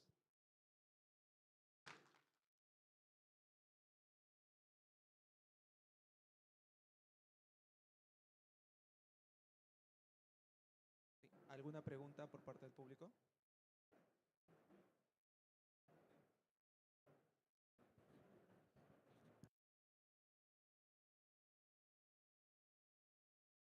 Muchas gracias, César, por la explicación didáctica. Efectivamente, a nivel del sector agrario, no se prevé muchas veces, no hay un costo para la prevención y mucho menos para la sostenibilidad. En términos de costos, porque los proyectos más simples tampoco se considera. ¿Cuánto debería ser para una empresa pequeña, ¿no? O un grupo de productores tipo cooperativa, para que en su planeamiento estratégico empiezan a considerar gradualmente? ¿Y cuánto tiempo más o menos se podría ver alguna forma de resultado para que vayan considerando e incrementando el presupuesto? O sea, ¿de qué porcentaje aproximadamente debería tener para al menos iniciar la conversación de lo que significa la ciberseguridad? Gracias. Muchas gracias por tu pregunta. Voy a ejemplificar con un caso que estuve enterado de una empresa también agroindustrial. De un día para otro, la empresa le robaron $150,000, $500,000. Cuando se hizo el estudio para saber cómo fue el robo, nos dimos cuenta que el hacker había estado 3 meses estudiando a la compañía. ¿Qué significa? No es que cuando te roban o te atacan o te encriptaron, es que recién ha sido el ataque. El atacante ya ha estado investigando. ¿Y qué cosa había estado investigando? Había investigado cómo es el flujo de información, cómo es el flujo de los pagos, las transacciones, quiénes son las personas. Entonces, lo que hizo el atacante es algo muy sencillo. Llamó y se hizo pasar por el área técnica, desde la calle. Y nadie validó, entró a su máquina para hacer, entre comillas, soporte, instaló un programa remoto que se llama BNC,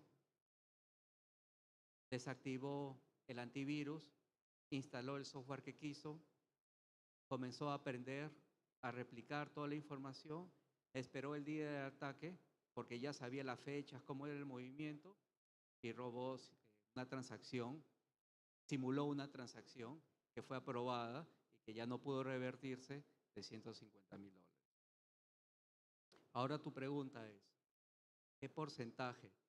¿No? Yo creo que primero debemos medir el riesgo. ¿Dónde está el riesgo? ¿No? Y para medir el riesgo, debo medir qué tan maduros están los procesos de la compañía, qué tan maduro están la seguridad de mis dispositivos técnicos y también la sensibilización. No todo es mucha inversión, en verdad.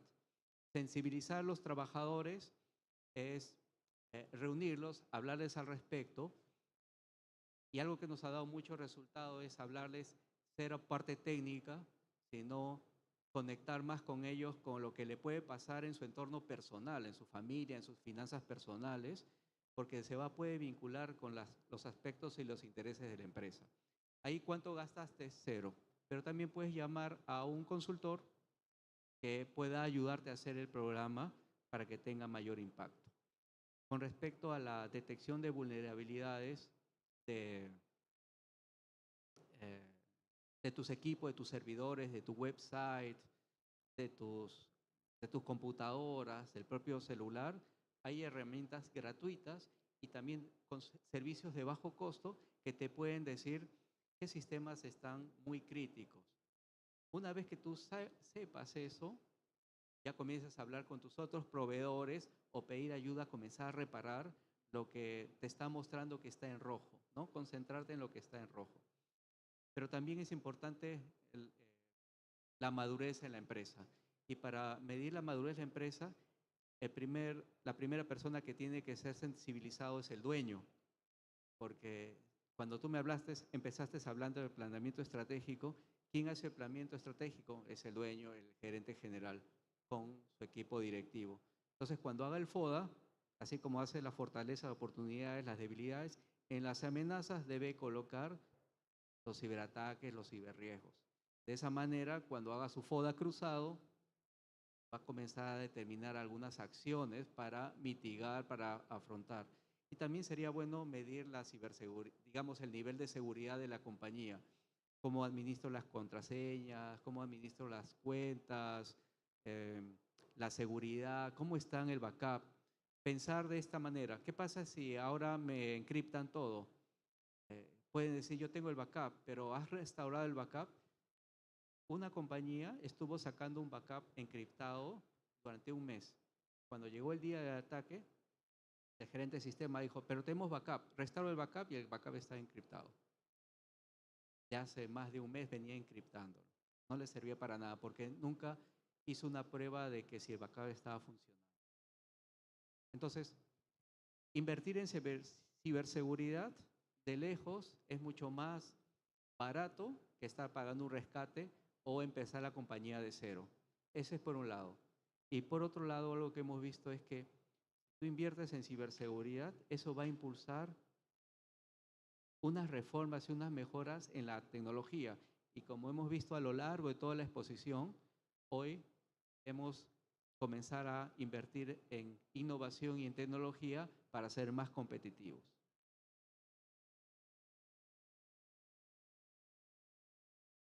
¿Alguna otra pregunta?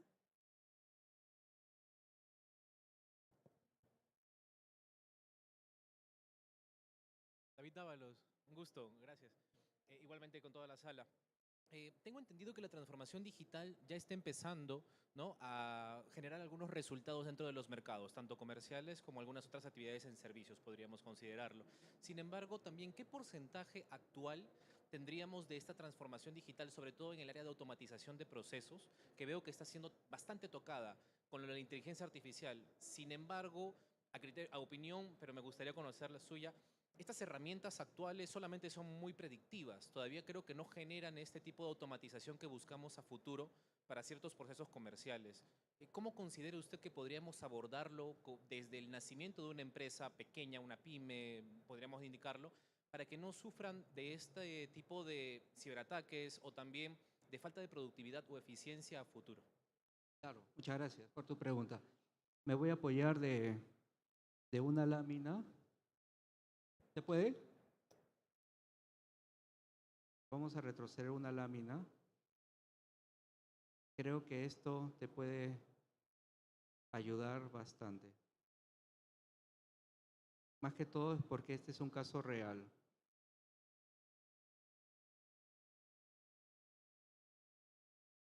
Acá está.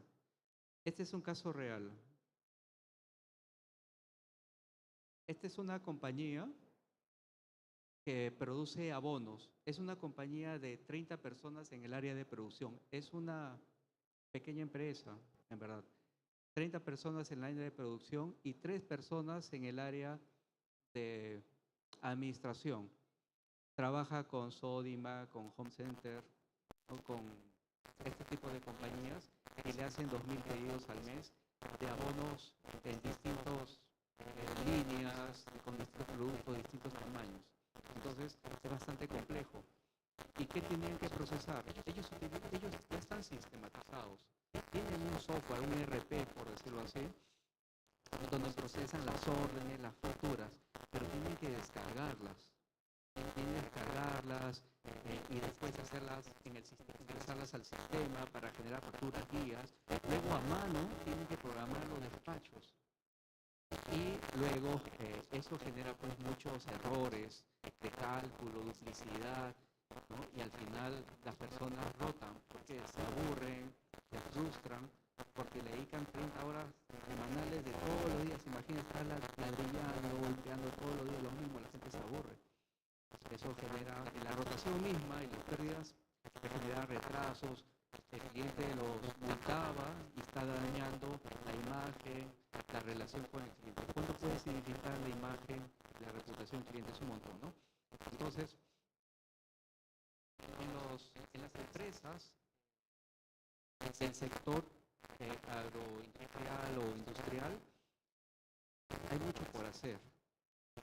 Este ejemplo es uno bastante básico. Y a pesar que es básico, es muy importante para esta pyme, porque lo que le significó es invertir $4.000. Son, no sé, más de 18.000 soles, que para la empresa le parecía mucho dinero. A ver un segundo.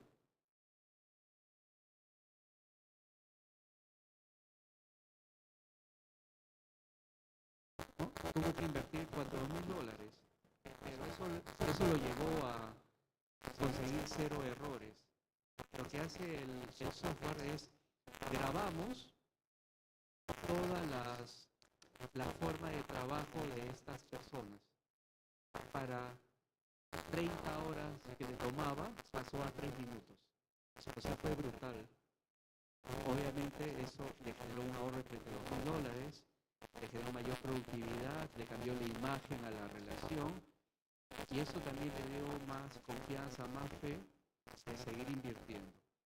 Cuando tú me hablas de los procesos automatizados y tú quieres ir un poco más allá, esta empresa es un ejemplo de llevo el primer paso a robotizar ciertos procesos, pero para ser más predictivo necesita generar más información para que la predicción sea mucho mejor y allí poder integrarlo con un sistema de inteligencia artificial como una herramienta para poder alcanzar volúmenes de datos y tener escenarios en que al decisor le permita escoger el mejor camino. Como en este ejemplo, que lo hice más adelante, no era del sector agro, pero lo quise poner complejo porque es un caso real. Este mismo ejemplo.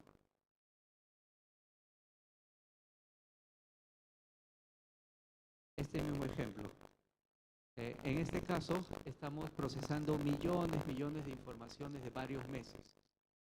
Y lo hemos conectado esos volúmenes y hemos entrenado a ChatGPT. Quienes lo han entrenado son personas también muy especialistas que conocen para lograr el resultado que realmente buscamos. Y una vez que conseguimos y se acercó al resultado que buscamos, ahora ya tiene 6 meses operando y confiamos y en vez en cuando vamos validando. ¿Qué significó? Que puede procesar volúmenes de información en menos de 1 minuto y predecir rápidamente dónde están los huecos de seguridad antes que un atacante pueda entrar. Entonces, eso es ir un poco más allá. Primero, las compañías deben salir, y empecé algo diciendo del Excel. A veces los consultores de TI le dicen a las empresas que son empresas excelentes porque solo utilizan Excel, pero deben salir del Excel, ir más allá y adoptar estas nuevas herramientas como la automatización, sistematizar sus procesos y aprovechar la inteligencia artificial que está disponible, ¿no? Y como empecé también diciendo, y es algo que hemos visto, si es que no adoptamos estas tecnologías ahora, no van a sobrevivir. Solamente van a sobrevivir quienes más rápido puedan adoptar estas tecnologías. No se va a volver un estándar. Bien, ¿alguien más desea preguntar? ¿No? Bueno, agradecemos al gerente general, César Ramírez, por su participación y damos por finalizadas las conferencias del día de hoy. Los esperamos mañana. Muchas gracias. Muchas gracias, ha sido un placer. Gracias.